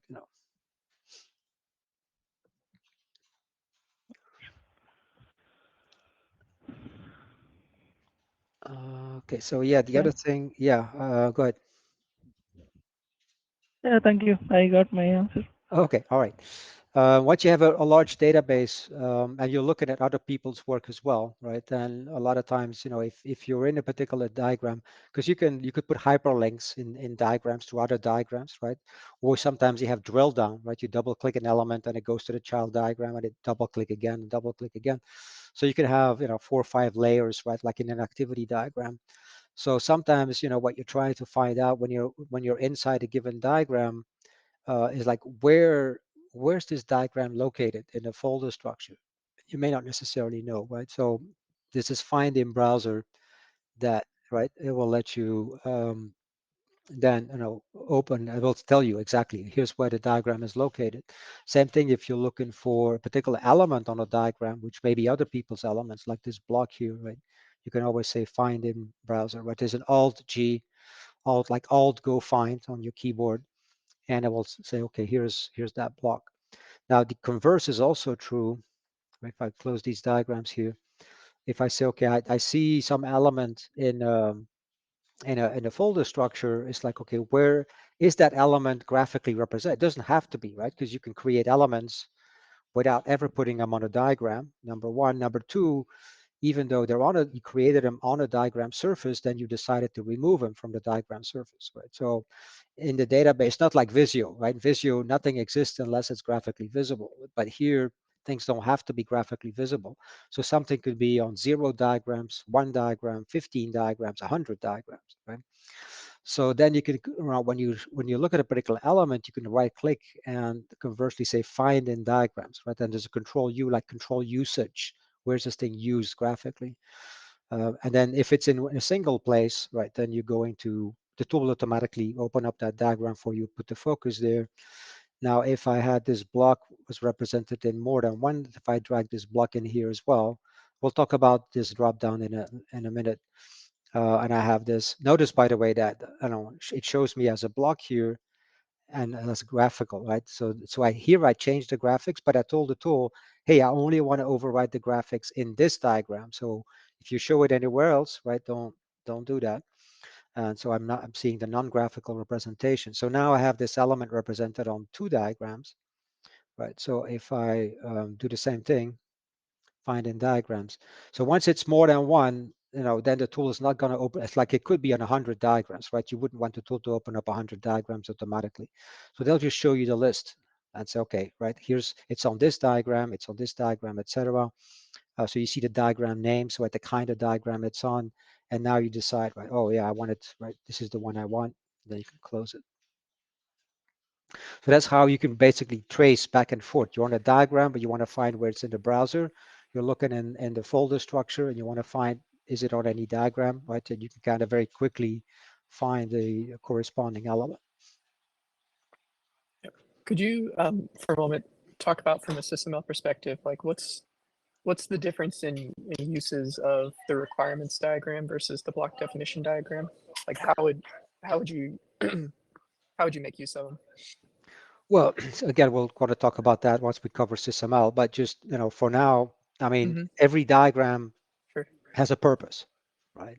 So when you talk about a requirements diagram, but the idea is that if you wanted to graphically represent requirements, which of course you don't have to, but if you wanted to, right, then that's the kind of diagram that you would put them on, and then you could, if the requirements have relationships with, let's say, blocks or signals or with other requirements, you could actually see, right, graphically these relationships. A lot of times you're not going to care about the graphics, right? You just want to have the relationships and not even make them visible on a diagram, or at least for requirements, right? But this is a context, so it's every diagram type in SysML is built for a given context. And so when we talk about the block diagram, we're talking about the structural aspects of a design of a particular context, right? Modeling context, which could be at a very high level, could be a complete system, like one of the systems you're selling that goes into a particular vehicle, or it could just be a subsystem, right? So some small component that you guys produce that goes into other people's vehicles, or so the context is going to be dependent right on the particular project you're working on. But from a diagram perspective, if I say, what's the structure, right? What are the different physical and potentially also software components, right, that go into that particular component that I'm looking at here, right? You would put those on a block diagram because that's its purpose, right? That's it, what it's designed for. Then when you start thinking about the behavior, how does that particular component, when the vehicle is running, how does that component behave? What does it do? Well, then we're going to go probably to an activity diagram, right? And an activity diagram will show, all the different, how over time, right, based on some input from other components of the vehicle, it behaves. What does it actually do? Maybe it's a pump and it needs to pump out oil or something like that. I don't know, right? Or maybe it's something electronic component, right, that you guys manufacture. So, and it will receive requests, right, at the firmware level potentially, and then issue or generate signals if it's it's doing any kind of sensing, right, if it uses sensors, etc. So you'll describe, right, under which conditions, right, it does X, Y, or Z, but that you'll do that on an activity diagram. If you try to do it with this diagram, it wouldn't work because the tools, if you will, it's like, think of it as like they call it a toolbox for a particular purpose, right? So if you wanted to do some woodwork at home, right, you're going to take one particular toolbox. If you want to work on your car, right, you're probably going to take it very different. You're not going to use a hammer or a sledgehammer or something like that. I hope not, right? So for every purpose, right, you're going to have the quote correct set of tools. That's what what these different diagrams mean. That makes sense? Yeah, thank you. Okay. So diagrams, by the way, have properties, right? They have lots of properties, actually. I'll just point out the important ones. So this particular diagram here, right, you're going to have, if you look at the properties of the diagram, and this is actually just a small subset of all the different properties. This is one place where a lot of times where you want to change the property of a diagram, you're not going to find the option right here. You're going to have to like double click on the background of the diagram. You can also like right click and go properties, right? Like here, there's an F5 function key you can use, right? Things like that. But so and we're not going to list through all these different properties here. As we'll use some of them for SysML specifically, and I'll explain them when we get there. But from the name, so every diagram itself, just like in Visio, right, has a name, and you could change that name. Obviously, I could change it in here as well. It's going to have most of this stuff you're going to leave alone. But again, you could add, you should, for production models, you'd always have some text in here, right, that that explains what this diagram represents. But of course, I could just go into the notes in here and just also, right, start typing in some stuff in here. And then if I go back to my notes here, diagram, whoops, sorry, right, you're going to see the exact same stuff. So I can update it either way. So most of the time you don't need to bring up the modal dialog box, but there will be some options in here that you will have to change in here. And unfortunately, they're not, because there's just too many of them. They can't put everything in this property window. So let's take a look at, so yeah, so the notes, like I said, the name and the notes, but you can change those, right, independently. Here, there's two alias. I'll explain when we deal with requirements. Maybe a particular database field that we can use, that the tool gives us, that we can use for a particular purpose. I'll show you then. The only thing that I'm going to mention here is this one, the this show namespace, what that means. So remember that I'm in this particular diagram here, requirements diagram, right? So if we ask the tool, where are you in the folder structure? The tool says this diagram that you're looking at, right, here's where it's located. Then I took this block one here, which is in a separate folder, right, from this, where this diagram lives, and I dragged and dropped it onto this diagram surface. So what the tool will do by default, it looks at this, it says, oh, okay, so you're in this folder, right, in a diagram in this folder. Here's the diagram, here's the folder. Yet you're dragging things in that come from somewhere else, right? Like in this case, it comes from a folder called structure and behavior. So then, they don't do this for every element. Some elements they don't do it for, but a lot of times anything that's like rectangular structure like that, graphically speaking, then you'll see the name of the folder pop up, right? Because they try to tell you, hey, this came from, right, a different location than the one you're currently sitting in. That can be useful. A lot of times it's like, I know where it comes from. You don't need to remind me. It also makes the label, right, longer to read and to look at. So depending on the diagram, you will want to leave that default option there, but a lot of times you're going to want to take this off, right? Because if I had a lot of these guys, I didn't want to see structure and behavior the whole time.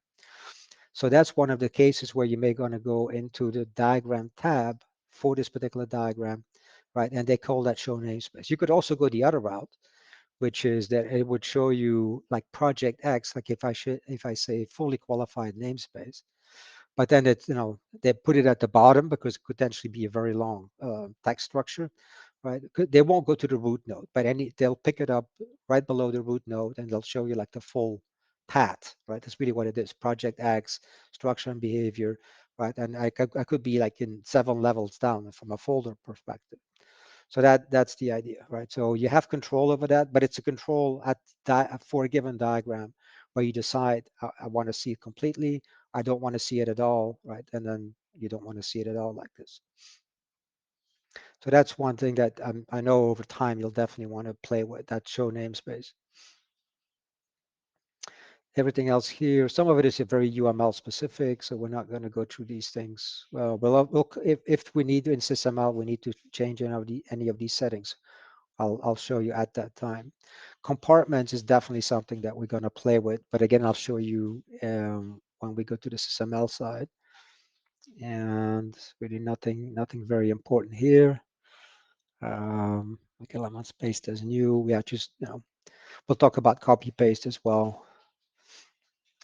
Print. Okay, so that one I will point out. So sometimes you're going to have diagrams in the tool that you need to externalize. Maybe you need to do a PowerPoint presentation, right, to your management, or you have some other document you need to generate like outside of the tool, right? Like a Word document, a PowerPoint, something else. Then you'd say, okay, I know, how do I get this thing out of the tool so I can put that image, right, into my, let's say, a PowerPoint presentation. So you can't send stuff to the printer, not likely, but you could print to PDF if you wanted to just a diagram as a separate PDF. That's an option. More likely, you're going to like either save the file, right? So you can externalize the image again, right? The usual formats as SVG, even bitmaps, etc. Or more simply, you're just going to say, okay, put this on, save to clipboard, and now you open up your PowerPoint, right? And you just get the image there. So that's definitely useful just to extract, right, individual diagrams out of the tool easily. And you could scale them up as well. So navigation between diagrams, yeah. So right now I only have 2 diagrams open, right? I'm on a desktop machine, so I got plenty of screen. So Yeah, go ahead. real quick on that one, Frank. So if you are zoomed into a particular section of your diagram and you do the, save the clipboard and everything, is it going to take the entire diagram or just the area that you're viewing? It's going to take the entire diagram. Yeah. Okay. So if you wanted to do, yeah, so basically just like, then I would use something like Snagit or something like that, right? Or, I mean, so if you just wanted to, that's what I do for my screen captures, right? I just use a tool like Snagit, Right. Okay. right, to build all these little screenshots, because the tool won't give you the ability to just extract things as, yeah, it's always the whole diagram. Okay.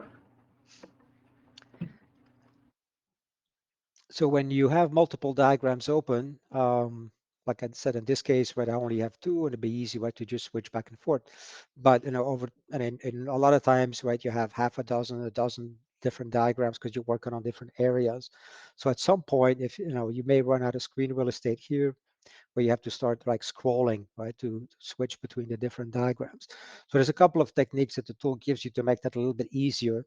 One is to see that little triangle here is going to be a drop down. They have some default things in here, Kanban, stuff like that. But you could just, I see my 2 diagrams. I see one has, has pending changes that I haven't saved yet, and the other one. So that's one way to just, rather than scrolling here, right, just see this drop down here and say, okay, I want to go to structure and behavior.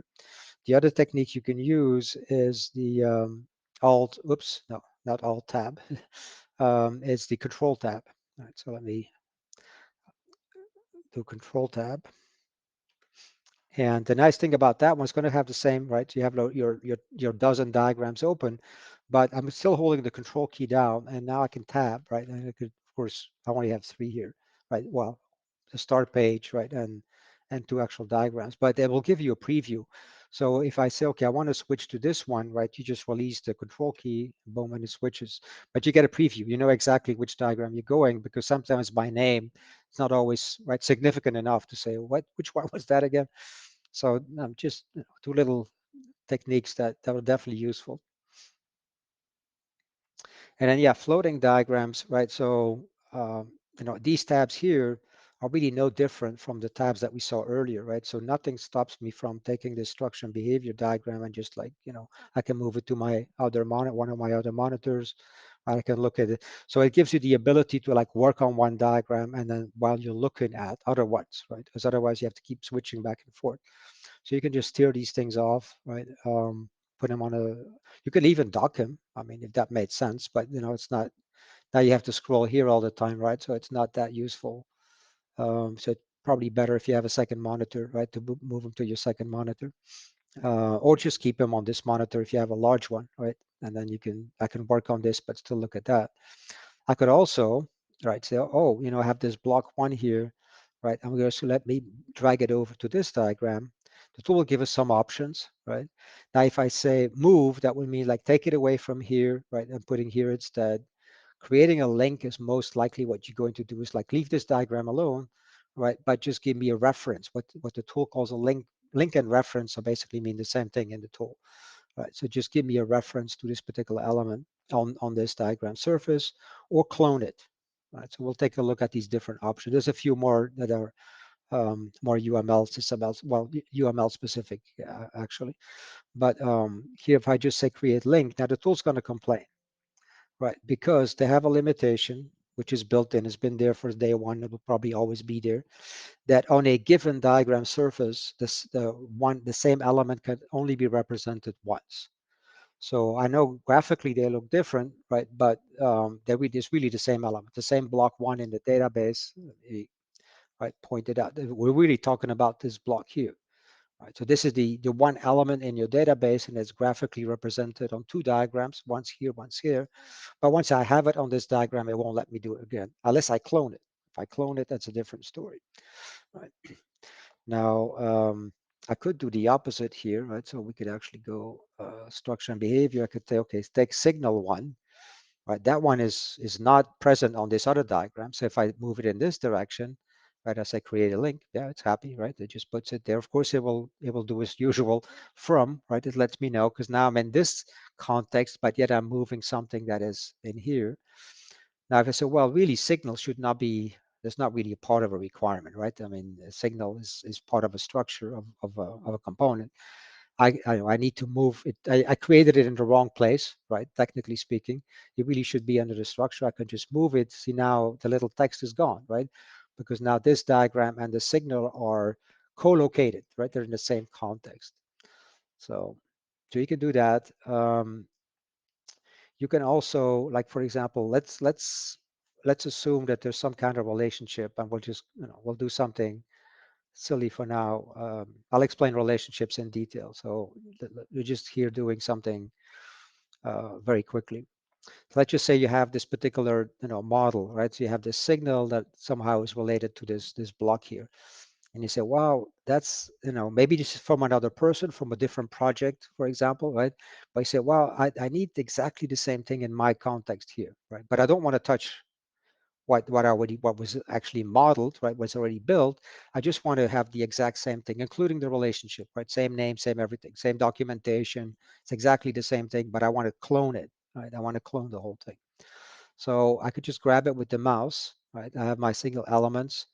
And now I'm going to drag this into this diagram surface. But in this case, I'm going to say, hey, I don't want to reference to these pre-existing elements, right? I certainly don't want to move them away there. I want to literally, right, create new ones, but copied, right? Exactly copy pasted, right? Like clone. And so I say, okay, and you could see there's a control drag, right? I could have done this with control drag right away. So whenever you clone something, which is like paste as new, right? There's another way that the tool calls this, paste as new. The tool will say, okay, I'm going to clone, right? These with including the relationship. I want the relationship as well. When I create the clone, you still want to keep the same name. And, again, the name of an element is never considered a unique identifier in the tool. It wouldn't make sense, right? You have to be able to have the same concept represented many times for different projects, for example, or even within the same different versions of a given project, right? So the name, it's not like you have to keep your names unique, but you can, right? So here, just to show you that it really is a different element, I'm just going to add some, like signal 1A, but I don't have to, right? That's okay, paste. So here's my, right? So, oops, let me grab both of them and move it a little bit further, right? So here's my, now, once you do that, there's absolutely no relationship in the database between this block and this block, right? The tool does not like say, oh, you came right from this. So if I make a change here, I need to make, no, I mean, they're completely independent elements. All you did is use some existing construct as a template. Or think of it as like a pattern almost, right? You say, okay, I'm going to use this as a, an existing pattern from a different diagram, and you just very quickly, right, repeat it in your new one. It's a very, very cool feature.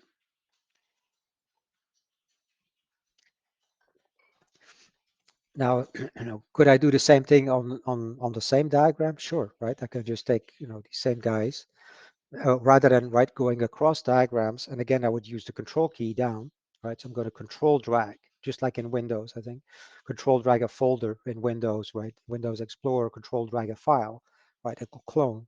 The same thing, I can control drag. And again, let me just change the names, not because I have to, but just to make it easier to see which one is which, right? Paste, boom, right? So you can do that within the same diagram. You can clone. And that's, again, it can save you a lot of time because sometimes you have documentation behind that. Sometimes these elements have like child elements, which themselves have child elements, etc. So you can take like complex, fairly complex structure With the child elements, you have to be careful because sometimes when you just control drag like that, the tool does not necessarily, excuse me, drill down, right, and pick up all the child elements. Um, so that's one we could try that a little bit later once we have some child elements. Sometimes what you need to do in order to get like the full, because an element in the tool like this signal, for example, can act as if it was a folder, right? So it's like, in other words, from a containment perspective, it can have child elements, which themselves can have child elements, etc. Right? So sometimes you have complex structures, especially in SysML, from a system engineering perspective, right? You can have complex structures in there. And so therefore, what you sometimes need to do if you have complex structures is, rather than graphically doing a control drag like that, is to go to the element and say copy full structure for duplication, right? So that way you're guaranteed that any child elements, anything that's like down the chain, right, from that particular element, always get picked up as well and gets fully cloned. But if it's just a simple, right now we're just at level 1, right? We don't have any child elements underneath any of those things yet. So therefore, right, we can just easily clone them that way. One question, if you try to copy and paste, and if you don't rename the second one, does Mhm. it system automatically creates a new name for that? No, that's what I said. You could have, you could have, 100 requirement ones or 100 signal ones, or a name is never unique. So, But it's what distinguishes those are like two different elements. correct. So so what the tool uses under the covers, right, in terms of making something unique, right? How does the tool actually recognize anything in terms of a unique ID? They use a Microsoft GUID. So what you'll see is that every element has its own Microsoft GUID. And so therefore this signal one and this signal one, right, which I think are, well, they're actually exactly the same, right? But even if I didn't change, so had I not added the little A here, right? So I have two signal ones now, but you see this one has a completely separate GUID. Right? So that's why, but the tool doesn't really care about names. It's up to you, right, to say, well, okay, so I have signal one, for example, in this, but you could have a particular signal, the name of a given like hardware signal, right, that you generate for the vehicle in project X. I mean, why should you not have, in project Z, for example, right, the same, or signal with the same? It may not be technically the same signal because maybe it comes from a different part, right?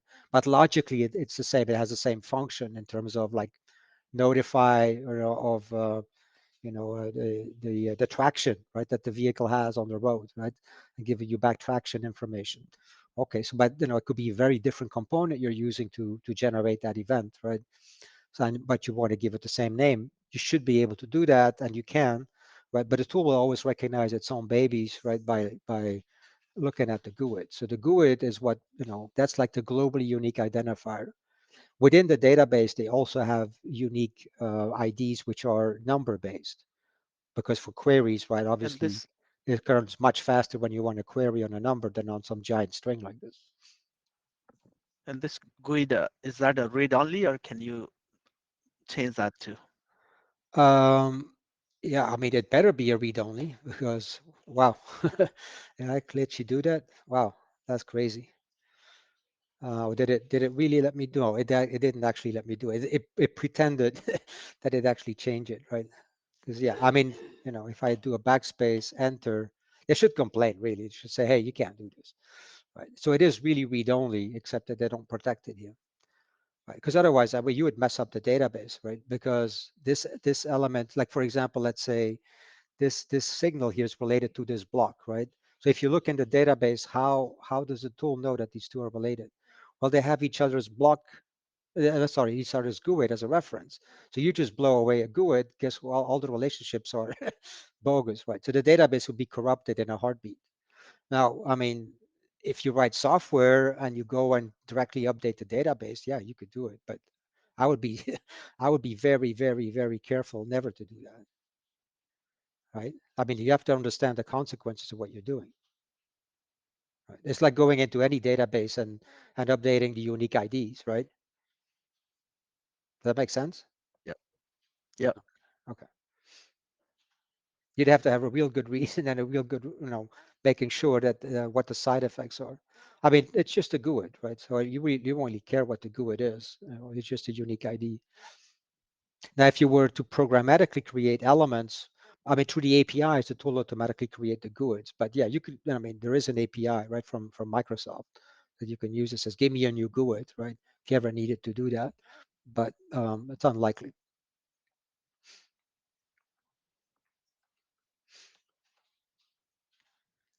All right, so we talked about, right, floating. We talked about copy pasting. Inline, this one I'm going to skip. Viewing diagram content, we already talked about that. Oh yeah, so you do see relationships, yeah. Because I was mentioning that earlier, right? When you, I mean, oh, and by the way, when you know, like this window is floating now. It's like, okay, I want to make it go back to just be a tab, right? Like all the other guys.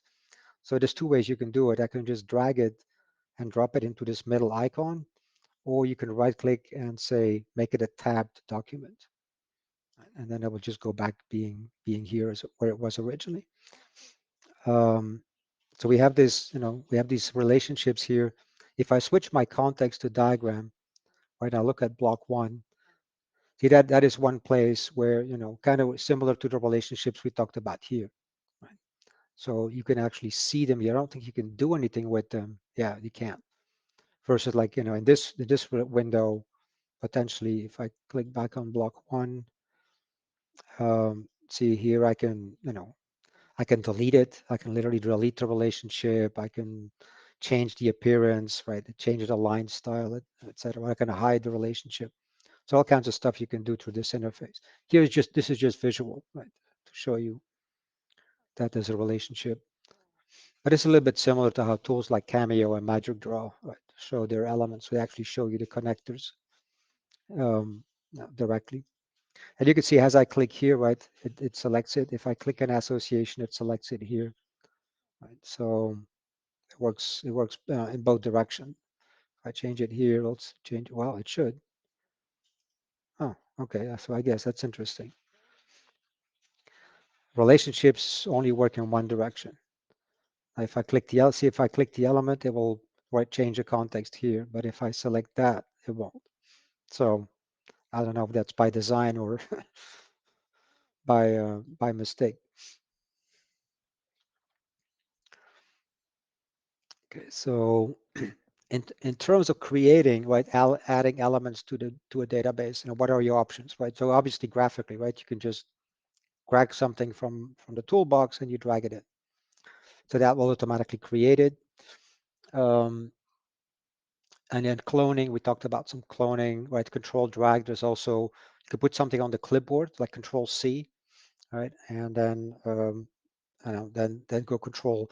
So if you do Control V, like for example, okay, so if I take like this signal 1B here, right, I'm going to put it on the clipboard. So I'm just doing Control C now on my keyboard, and I go to this other diagram. I say Control V, right? Here it is. And again, if it was already there, the tool would have complained, right? So I can put it there and I can just move it graphically wherever I want. So Control V.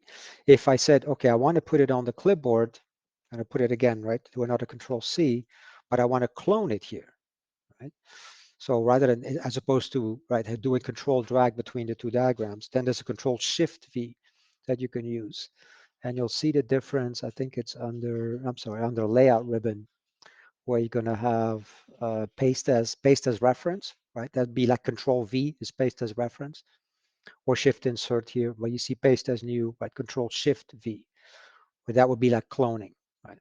Control V reference, Control Shift V, clone it, and then whenever you clone, as usual, right, you get the usual little dialogue. I'm going to give it a different name again, just you see it, right? So you can use that technique as well to bring something, right? And you can multi-select a bunch of elements, put them on the clipboard, go to a different diagram and say Control Shift V, and then, you know, clone them as necessary. There's all kind of other ways that you can add things which are not very productive. So I'm going to skip over all that. The key thing to remember is there is a, and I don't think we're going to have enough time for that, but there is, I'll just show you where it is in the tool, and you can kind of play with it yourself. If you wanted to like create new elements, a whole bunch of like signals, for example, right? but you don't really care if they're showing up on a diagram. You don't want to have to do it through a diagram. It's like, okay, can't I just like go directly to the folder and add them, right? The answer is yes. It's called Specification Manager. And I don't know if I gave you the PDF, but let me take a note and I'll send you that extra PDF so you'll as a reference. So PDF spec. So I'll add that into the Dropbox folder. And so when you bring it up, I'll just show you how the interface looks, right? And then you can say add new. You kind of have to like, narrow it down and say, oh, I just want system requirements only, right? And then if I just click add new, add new, add new, that's a pretty neat interface because, you have the columns, you can change some of the properties right away.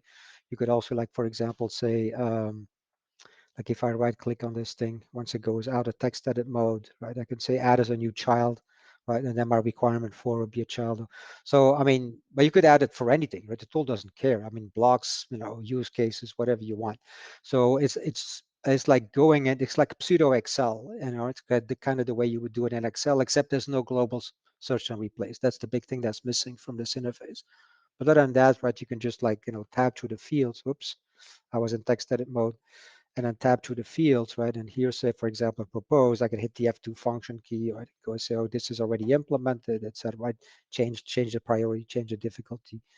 You have control right, over which columns you're interested in, which you want to see. You said, oh, I don't care to see the type. All right, let's take that out. But these are the fields I want to see. So it's pretty neat interface. We just don't have time to go through it. But that I just wanted to show you, right, that is a way in which you can add things. You can see they're added to the database, but they're not on any diagram, right? Because I don't really care. I don't need to see them on the diagram. I could still bring them in afterwards if I did care. I'd say, okay, at some point I want to see requirement 4 on this diagram as a link, right? Let's say as a reference, right? It would be here. So that is another technique you can do. I don't remember if I covered that in this training or not, but there's a way to import from Excel, right, to a CSV file.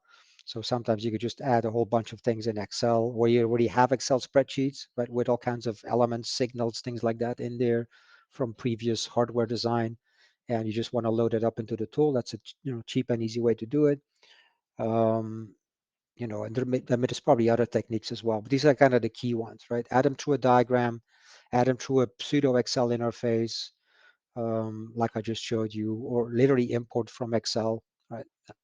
And there's other ways as well, but these are like the common ways.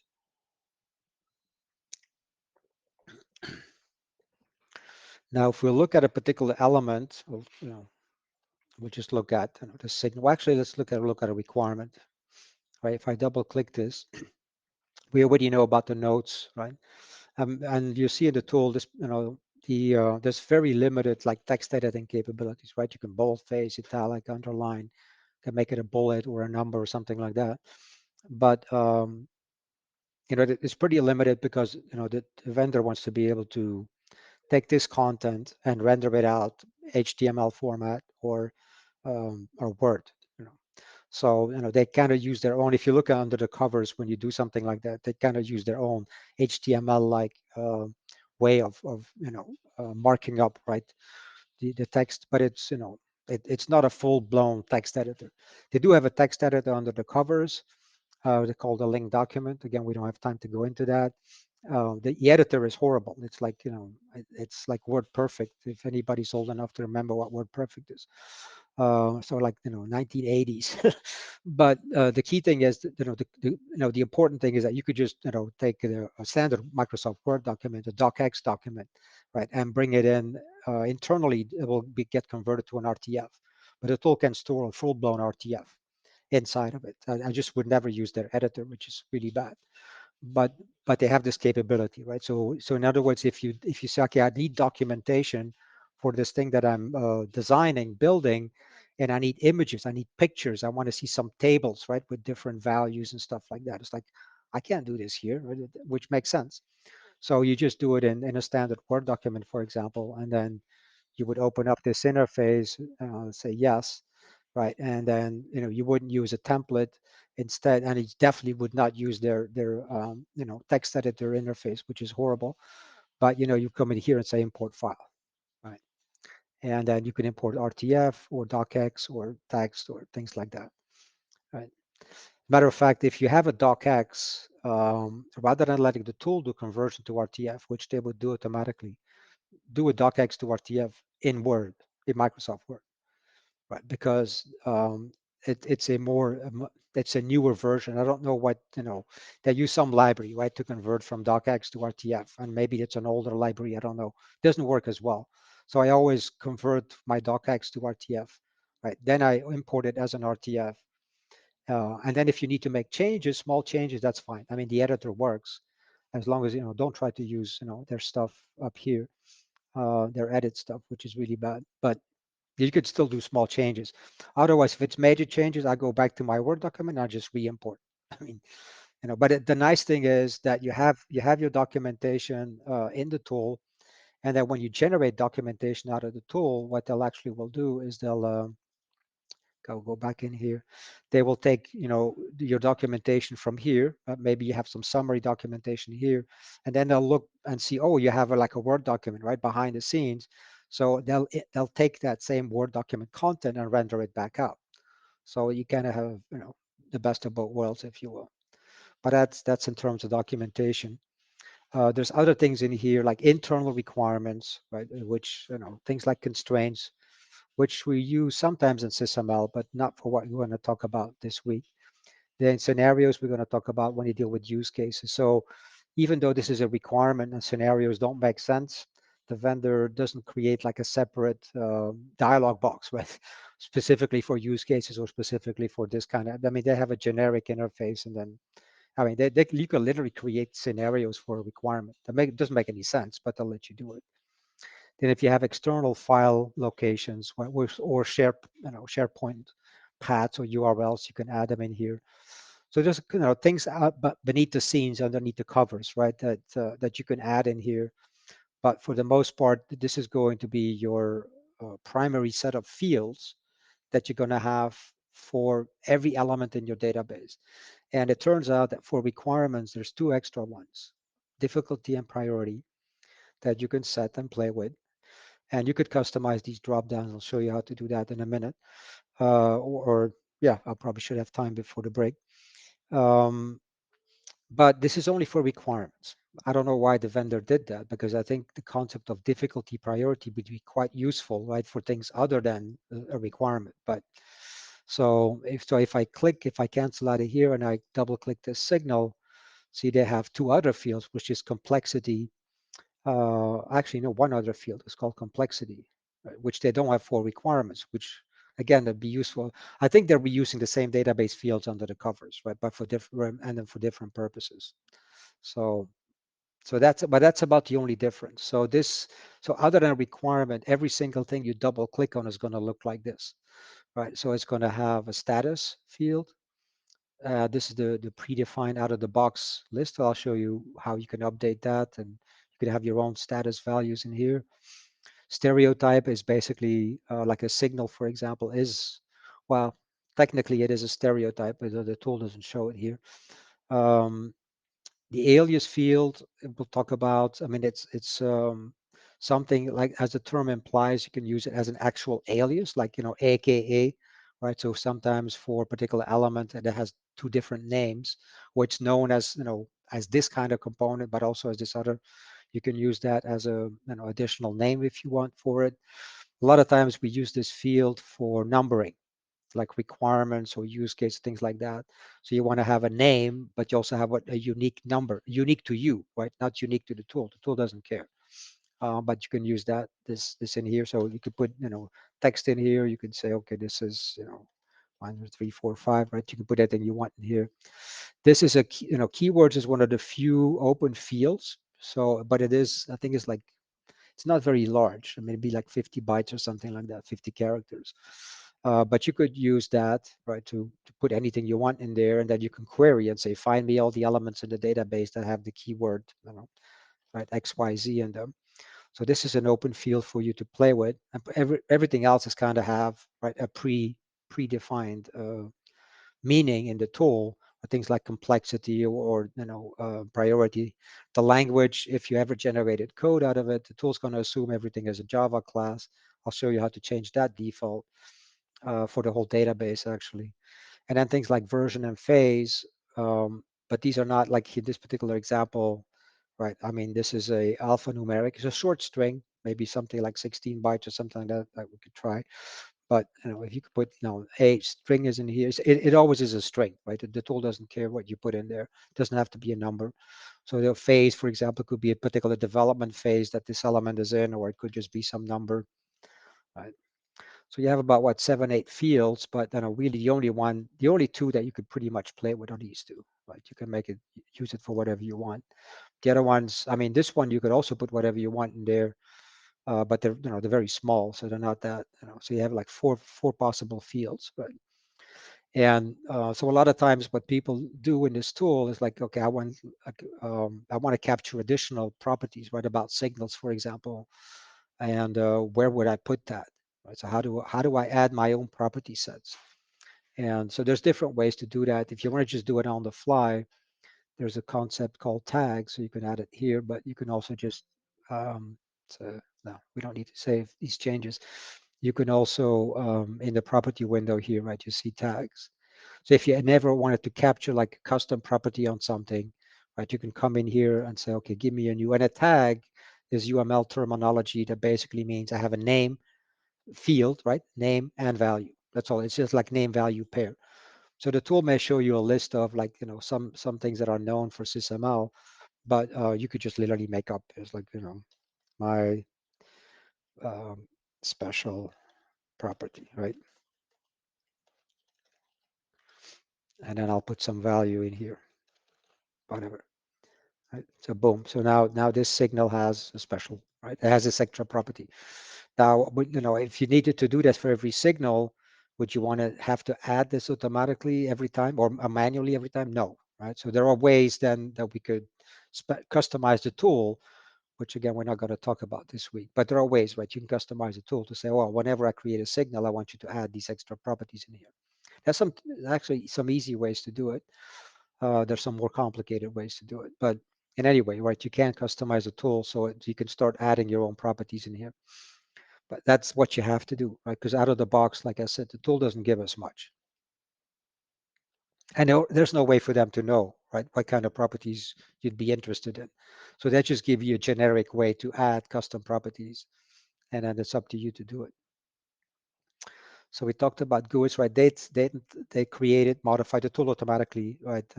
Keeps track of that. They also keep track of who the author, right? So they'll look at your login, Windows login ID, and put your name there. Now, drag and drop, let's talk about that. Excuse me. Oh.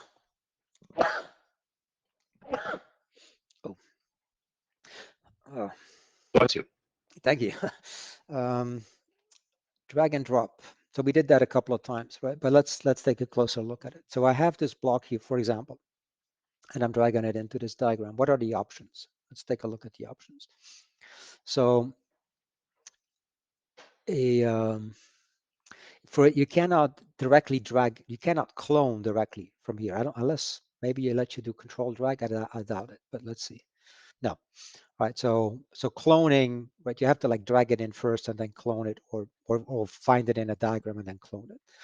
But here they have concept like link, right? So link just means reference, right? So in other words, don't create anything new, no new database element.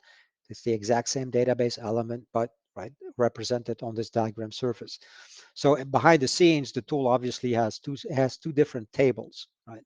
They have a table in the relational database where they have this block, right, defined. And then when you add it into a diagram, like like we did here, then they have a separate table that just basically is the represent, so that this element here as a reference to this one in the database. And so now I can customize, right? Like here I can change the graphics, the XY positioning, where is it, right? I could color code it potentially and things like that. I don't know. Well, but once you change the graphics, you can't do anything else anymore. But if I say, okay, go give it back to the default appearance, let me do that. It should have let me do that actually. Default appearance, reset local appearance. Oh, reset local appearance. Nope, still doesn't do it. So that's interesting. I could probably say select alternate image and then say none, because I think, yeah, if you have an alternate image, yeah, it can't. You have to literally say undo it, right? So don't, you know. And so now I can put things in there, like I can color code this thing and make it, you know, pretty ugly very quickly, right? Yeah, so these kind of graphical things where they have to go into the database. So, and of course, this block one, if it's on 10 diagrams, may have 10 completely different graphical representations, sizes, right? Anything. So that, you know, that goes into a separate database. So that's, so, you know, when you do that and you drag it in as a link, the tool behind the scenes, obviously, right, they need to create a separate record in the database that will be specific for the graphics of this, but you don't care about that, right? That's their internal cuisine. As far as you're concerned, it's still the same block one, right? That's why it's called a link or a reference.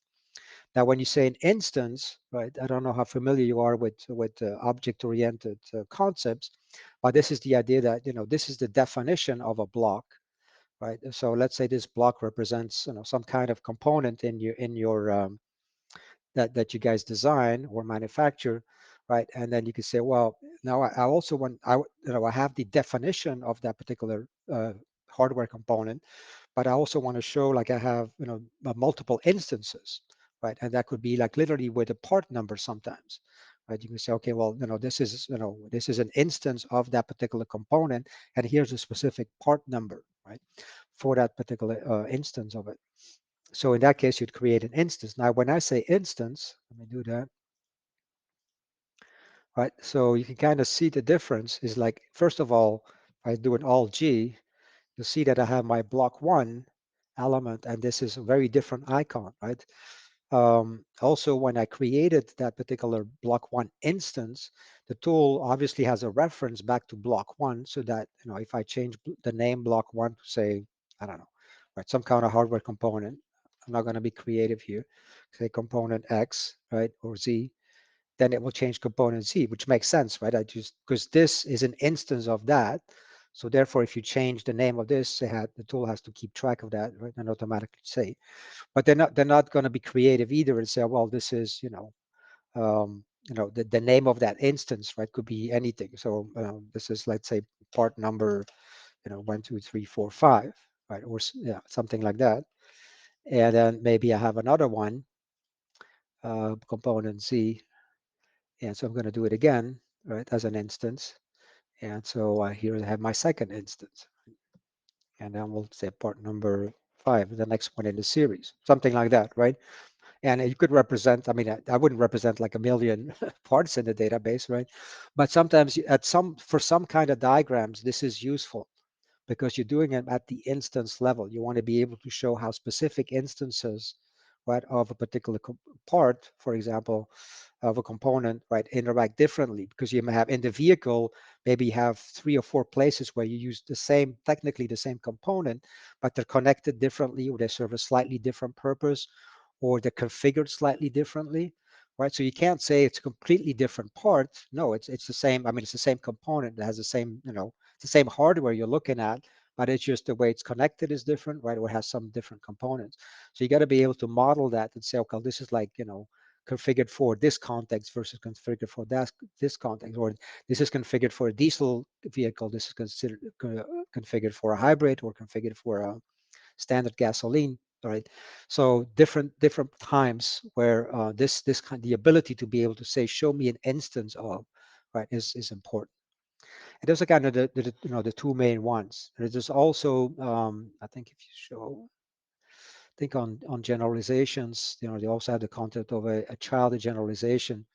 Again, that has to do with object-oriented concepts that go back to, like, for example, like in code, right? You can basically inheritance, what we in code call inheritance, right?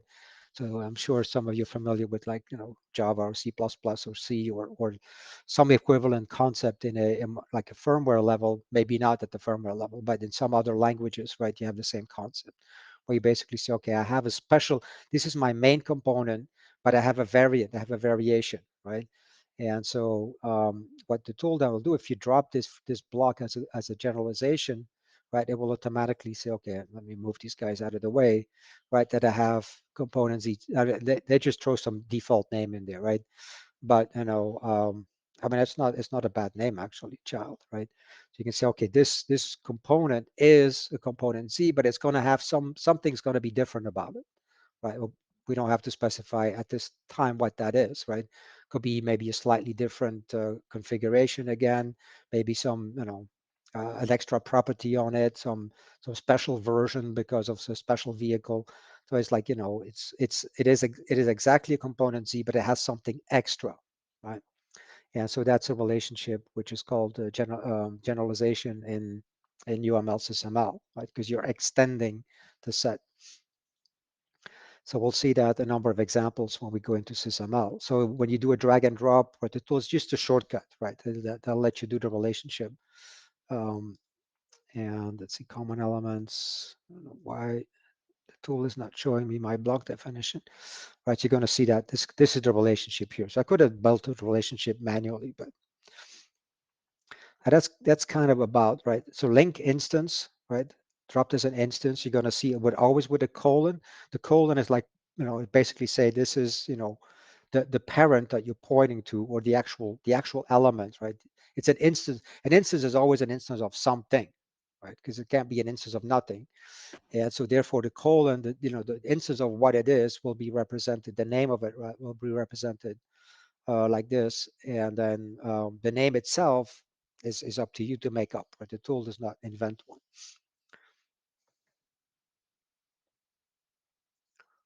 So that's the drag and drop. Typically to make the diagram. Yeah, so you just, so you have in the comments section, just a little side note here, but I just want you to understand. So you have SysML common, we have common elements. This is the section I'm talking about. So things like little nodes, just like in Visio, right? You throw like little things on the diagram, text boxes, diagram legend is not that case, but like a hyperlink as well, right? So some of the things that I think also a boundary objects. Boundary you may want to use just as a graphical, like grouping, right? So sometimes you want to like put some box around or some elements, maybe because these are the ones you change. You just updated those or something like that. And then by default, it will be transparent. In other words, you could just, but you could give it the box itself is going to have properties. Once I select it here, you see a boundary, right? It has special properties. So no fill, meaning like no background. We could give it a solid fill if you want, and then I could come in here and say, let's change the background to something right nicer like that. And you could give it a name, right? So let's say new or added elements, something like that, right? For version 2, right? So you can just highlight on the diagram. So these are the things that I graphically just or graphically highlight the things that you just recently changed, something like that. So that's a neat little trick, And again, if we actually say, okay, where, if you look at the folder structure, first you're going to say, well, wait a minute, I just added, right, all these little things here, but I don't see them in the folder. Actually, they're hidden. They kind of go into a separate, because technically speaking, they belong, to the folder itself, but the tool, for whatever reason, doesn't want to like list them out, directly inside here. Why? I don't know, right? I'm sure they have their reason. So you kind of see here, right, these little elements here, the added, right? Here's my box. I think this one is, which one is that? Is that the hyperlink? No. Oh, this text box. Yeah. So this is just the name of the text box. And then, right, and then you have the little note here. It looks like the constraint, this one is actually what I call these things first-class citizens, right? In the sense that they're like, directly available and visible to you versus the other ones are kind of hidden behind the scenes. But so this one actually should not be on this diagram. Because I just wanted to highlight the ones that are going to be, slightly hidden from you. But I mean, there's, you can use them. I mean, there's nothing bad about it. It's just that they're not as visible And the other thing that, maybe you want to keep in mind is that, because I see people sometimes put like, important design decisions that they make for a given project, and they'll put them just on a little note, probably because they're used to Visio, and in Visio, I mean, how else, where else would you put it, right? I mean, you have to use things like little graphical notes. But in this tool, ideally, if you make, let's say, important design decision about this component, try to put it like in the documentation, right? In the main, in the extended documentation, the local documentation, because when you generate documentation, it will be much easier, right? So like when the tool generates documentation for component Z, you can actually store, right, even all your design decisions. In addition to the notes that I'm showing you, there's actually the whole, again, construct that we don't have time to go into, but you can add things like, maintenance, see like features, changes, right? Documentation, issues, defects, tasks, right? So you can keep track of lots of things around every single element. That all goes into the database. And then that always gets generated, right? When you actually generate documentation. So that's my only recommendation is feel free to use these things exactly like you would in Visio, but don't put anything like critical design decisions or very important information. Try to find an element that you can store it with, or even a diagram, right? Because at least when the tool generates documentation with the diagram, they'll spit out all the documentation that you cover, right, for that diagram. So it's a little bit easier to localize as opposed to, because otherwise the only place it is on this note. And unless somebody looks at your diagram, they'll never see your important note. That's what I'm trying to get there. So that's that. Okay, so let's talk a little bit about custom. The tool doesn't have all the bells and whistles that Visio has, obviously, but it has some basic capabilities, right, in terms of like graphically customizing things. So here, right, you have things like, changing the font type, right? And let's just say we want to change that to 12, right? You do have a layout ribbon with the exact same options, right? But if the ribbon isn't visible, or you want to just do it immediately on the diagram, and you could do I could do a multi-select on a number of elements and say, okay, let's change the the font color to, I don't know what, something like that, right? So, and then you could also do alignments from here, right? You see, you have like align them all at the top. Now, when you do alignments, right, it's like I have 3 elements selected, and I say align to the top, is like, which one of the 3 is it going to align with? And you have to look at the one that has the little icon, right? So if I want to align those 3 guys with the block here and not to this one, I could keep the 3 selected, but I'm just going to single click, right, on that element, and I'm telling the tool, this one is my main, right? This is kind of my primary selection out of the whole list. So therefore now I'm going to say align to the top, right? It will align with this element, not with that one. And same thing, I can say, okay, make them same height, same width, right? Things like that. So you have some options in here. Again, you have all these you have more options up here even, but things like changing the background color. Let's pick something less ugly, hopefully. Okay. Right, and then same thing, right? Changing, let's see, this is the boundary, the border thickness, right? You can change, so now it's a little bit thicker. And then there's things like, if you have a setting like that, you could come in here and say, pick that up. In other words, like, so that I can apply it to other things. So I'm just telling the tool, load, right? Load my graphical properties. Oh, that's interesting that they turned that. I don't think that's what that meant. That is very interesting. Okay, because up here, oh, I see. Maybe I probably clicked. What is what I did? I clicked on the wrong one. So this one is the pickup. Yeah, pickup the style. So the one that looks like a little, like I'm not sure what it looks like of a syringe almost. So that picks up a style, and then you go in here. Now you say apply the style. All right. So here, yeah, I clicked on that one. I should have clicked on this one. So if I click on this one now, I go to this one here, right, and I say apply, right? So that little paintbrush is like, makes more sense, right? You apply. So you can load up, you can change one and then very quickly go to your diagram, do a multi-select, change them all at once.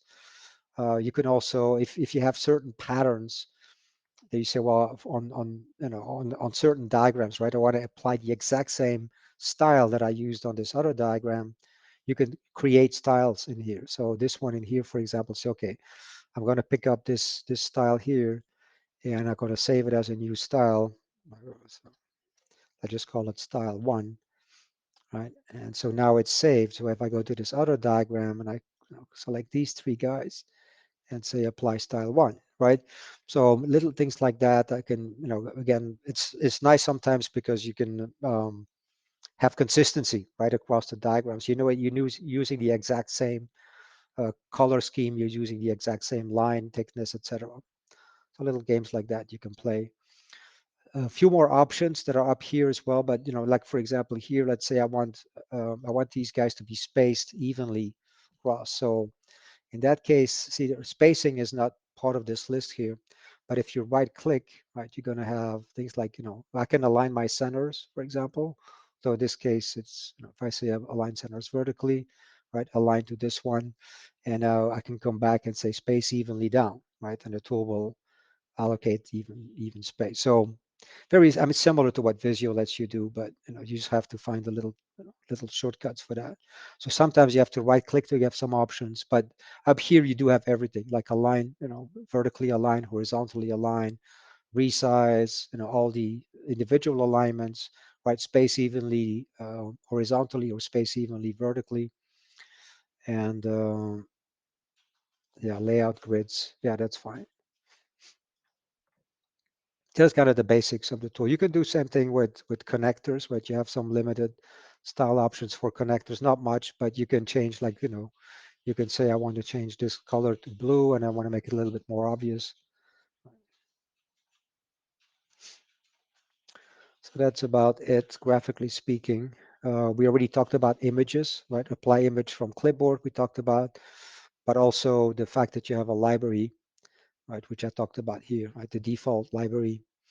So that's something that probably once you have a shared database, or you could start today, but you'll have to, export these images and then re-import them individually, right, into your shared database at some point. So layering, we're going to come back to when we talk about activity diagrams. That's probably one place in SysML where you're going to see layers play a role. Compartments, we're going to come back to in SysML as well.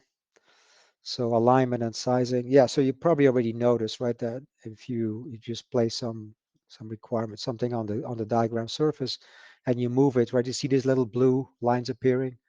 So it's just a tool helping you to say, okay, I want, you want it to be aligned, right, the middle point, right, to be exactly the same as this other requirement, or you want the middle, right, to be aligned with this component, or I want to align on the left side, right, or so you could turn that off, but I think it's, it really helps to position things graphically a little bit more appealing.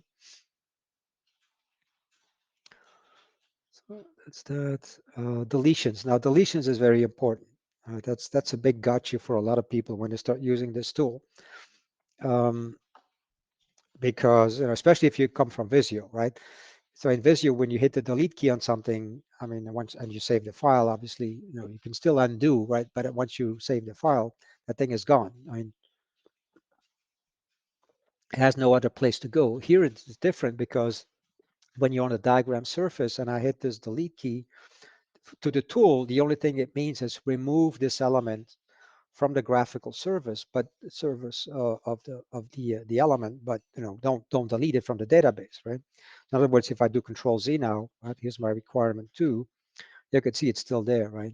And that's I see people make that mistake when they first start using the tool all the time, right? They're working on a diagram and it creates some things. They say, oh no, I changed my mind, right? I don't need this anymore. They hit delete, but that's it, right? So in other words, that element is still in the database. So you build up garbage, right, very quickly.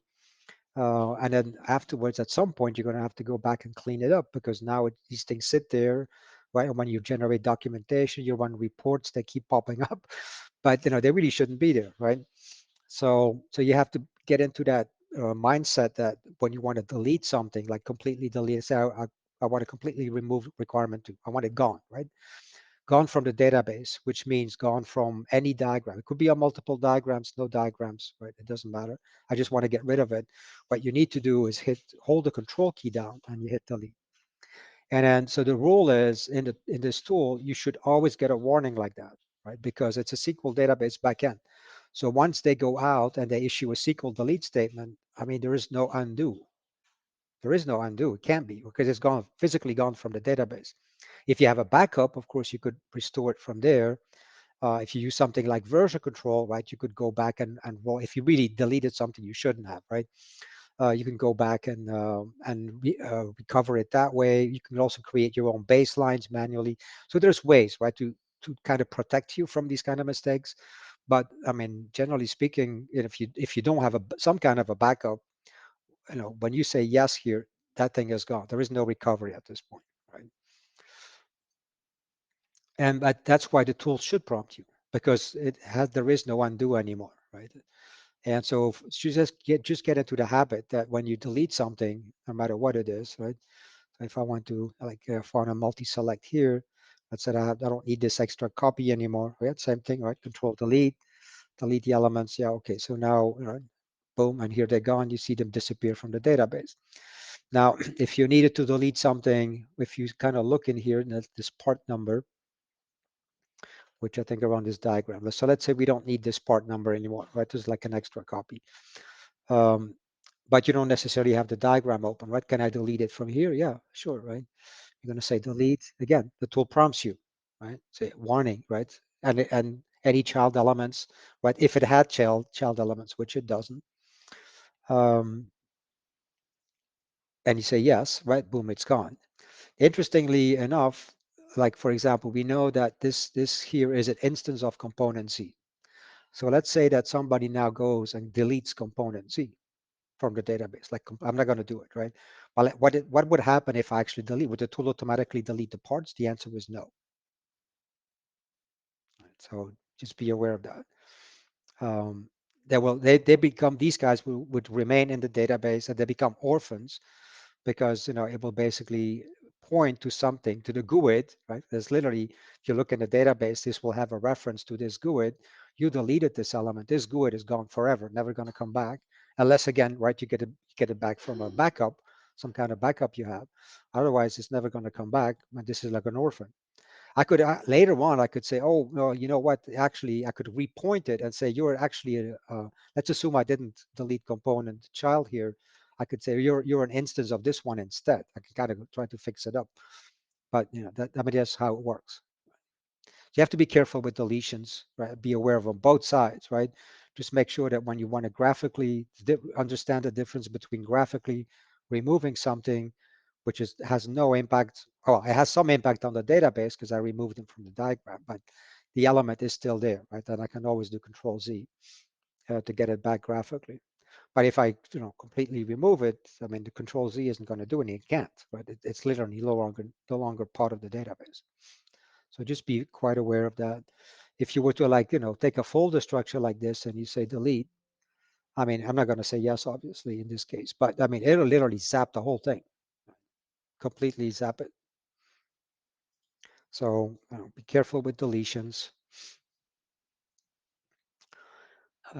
Same thing with connectors is a little bit different. Like for example, here would let's just say I wanted to, if you select a relationship between two elements and you hit your delete key, the tool will always prompt you to say, okay, do you mean to remove this thing from the database, like literally, right? In which case you should have done Control Z, because then it's consistent, right, between elements and connectors. But if you just hit delete, but there is also an option to say, you know what, I want to, on some diagrams, when you bring things together, if I take two elements together, like in this case, I have this relationship, right? Just to show you, I'm going to graphically remove it for a second. Right? I'm just going to take it off, graphically remove it, and now I bring it back in. Right. So in this case, I want it as a link. In this case, I don't want anything new. Right. So here it is, right? The relationship. I mean, the graphics have changed because I'm starting from scratch, but here's my relationship. The tool is not going to ask you, is it okay to show relationships? I mean, they're going to do it automatically. If two things are connected together and you bring them together on a diagram surface, they show you the connector. And sometimes you're trying to build like sometimes a high level view of your architecture, right? And so you bring a bunch of elements together on a diagram, but you don't necessarily always want to see every connector on that particular diagram, right? You can have high level view of the architecture, low level view, right? Detailed view of the architecture. So you're going to make decisions like that to say, okay, I want to see some relationships. Maybe you don't want to see any relationships at all. In that case, you can go into the diagram properties on the connectors and take off show relationships, right? And it will just hide all of them. But a lot of times it's more complex. You want to see some connectors, but not others because they're not relevant, right, to the context you're trying to build. So that's why when you hit the delete key here, you could say hide connector, right? When I do that, when I have reason to do that, I always put a note on my diagram because when other people look at it or myself a couple of weeks or months later, I don't remember doing that, you know, and then I'll say, well, wait a minute, aren't these guys supposed to be related, right? And I mean, how come they're not, that relationship isn't showing?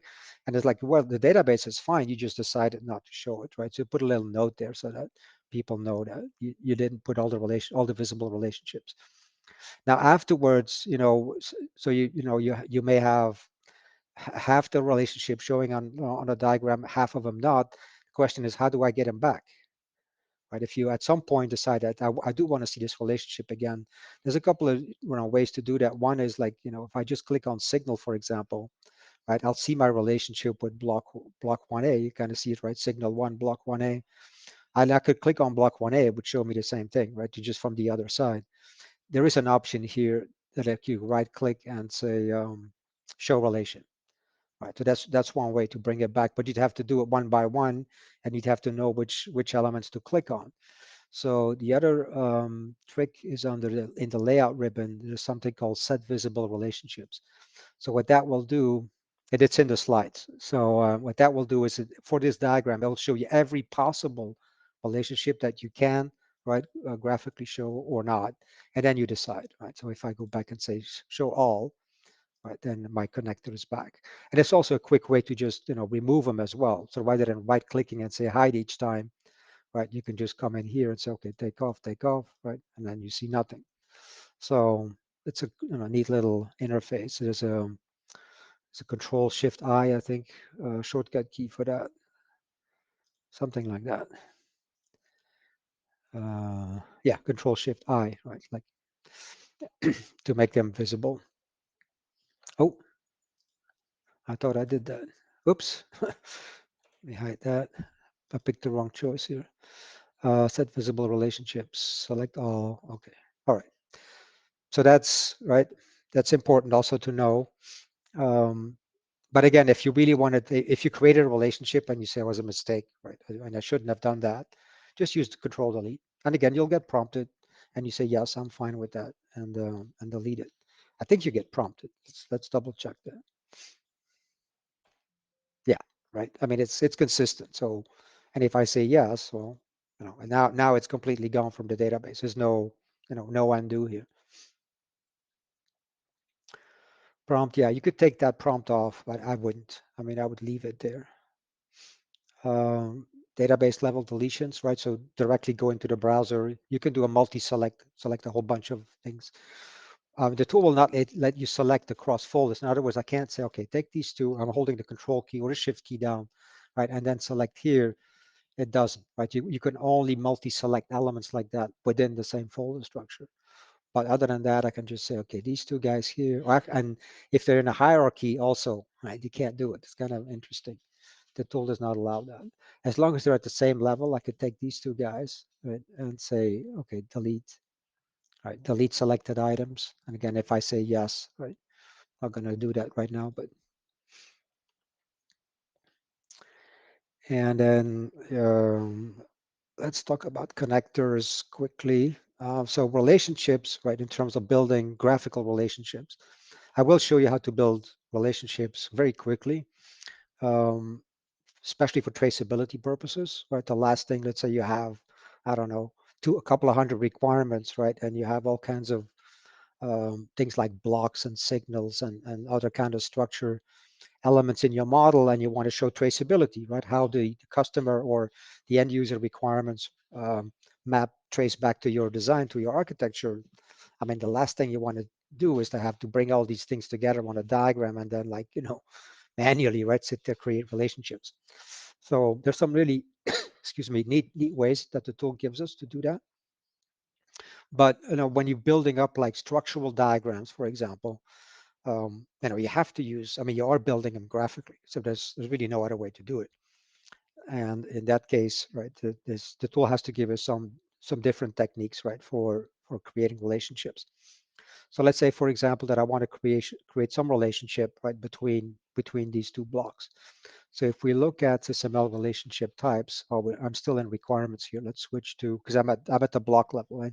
So let me switch to blocks, and we look at, right, the different relationships that I can have, and we'll go through those, right, in detail as part of the SysML representation. But right now, just keep it simple, and just say I want to have a reference association, which is a standard association between these two blocks. In other words, they relate to one another in the sense that one has some kind of connectivity to the other, which on the hardware level could just be that some cable, right, literally runs between, like, so a USB cable, right, runs between the two blocks, or it could be, it could be in a non-physical way, etc. But there is a relationship, right, between these two elements.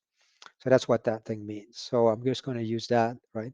So when you use when you pick something from the connector side of your interface here, unlike on the elements, let me switch back for a second.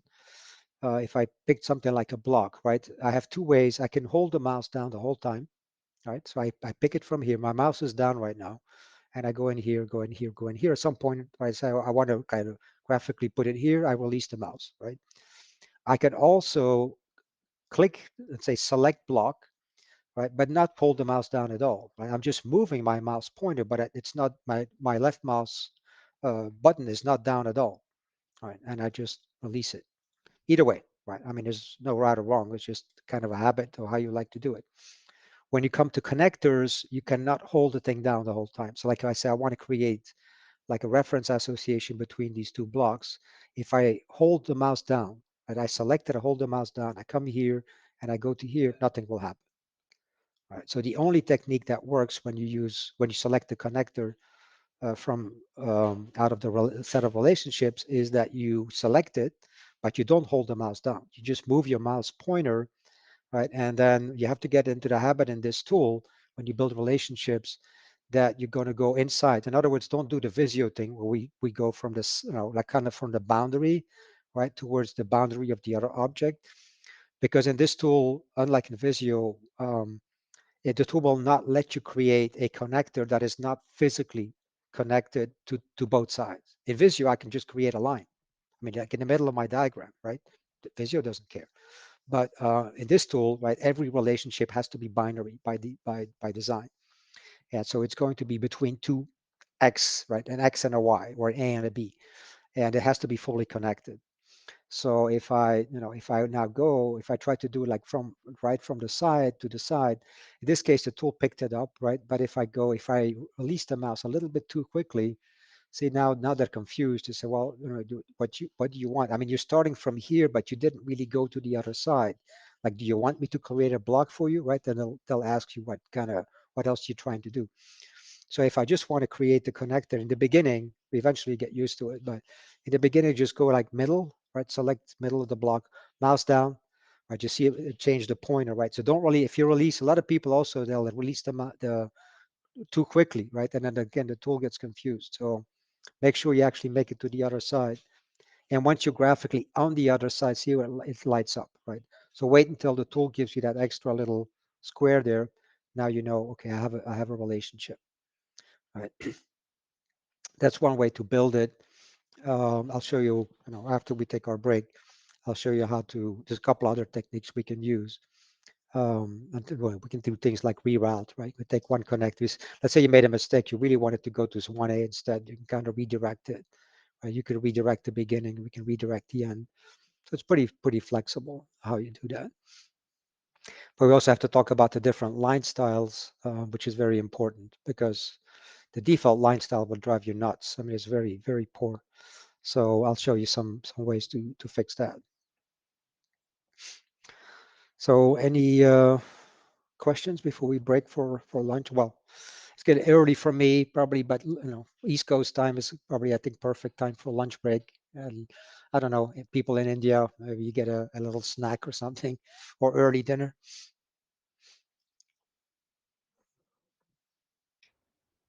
No question for me. What time are we going to be resuming? So it's, let's say 1 hour from now, whatever that is on your time zone. Okay. All right, And, that'll be 1 o'clock for us, but okay, perfect. I'm going to stop the recording. So let's see, did the other person come join us or not yet? No, not yet, right? Not yet, so I'm going to send them a message. Hopefully they can join for this second half of the day. All right. Yep. Okay.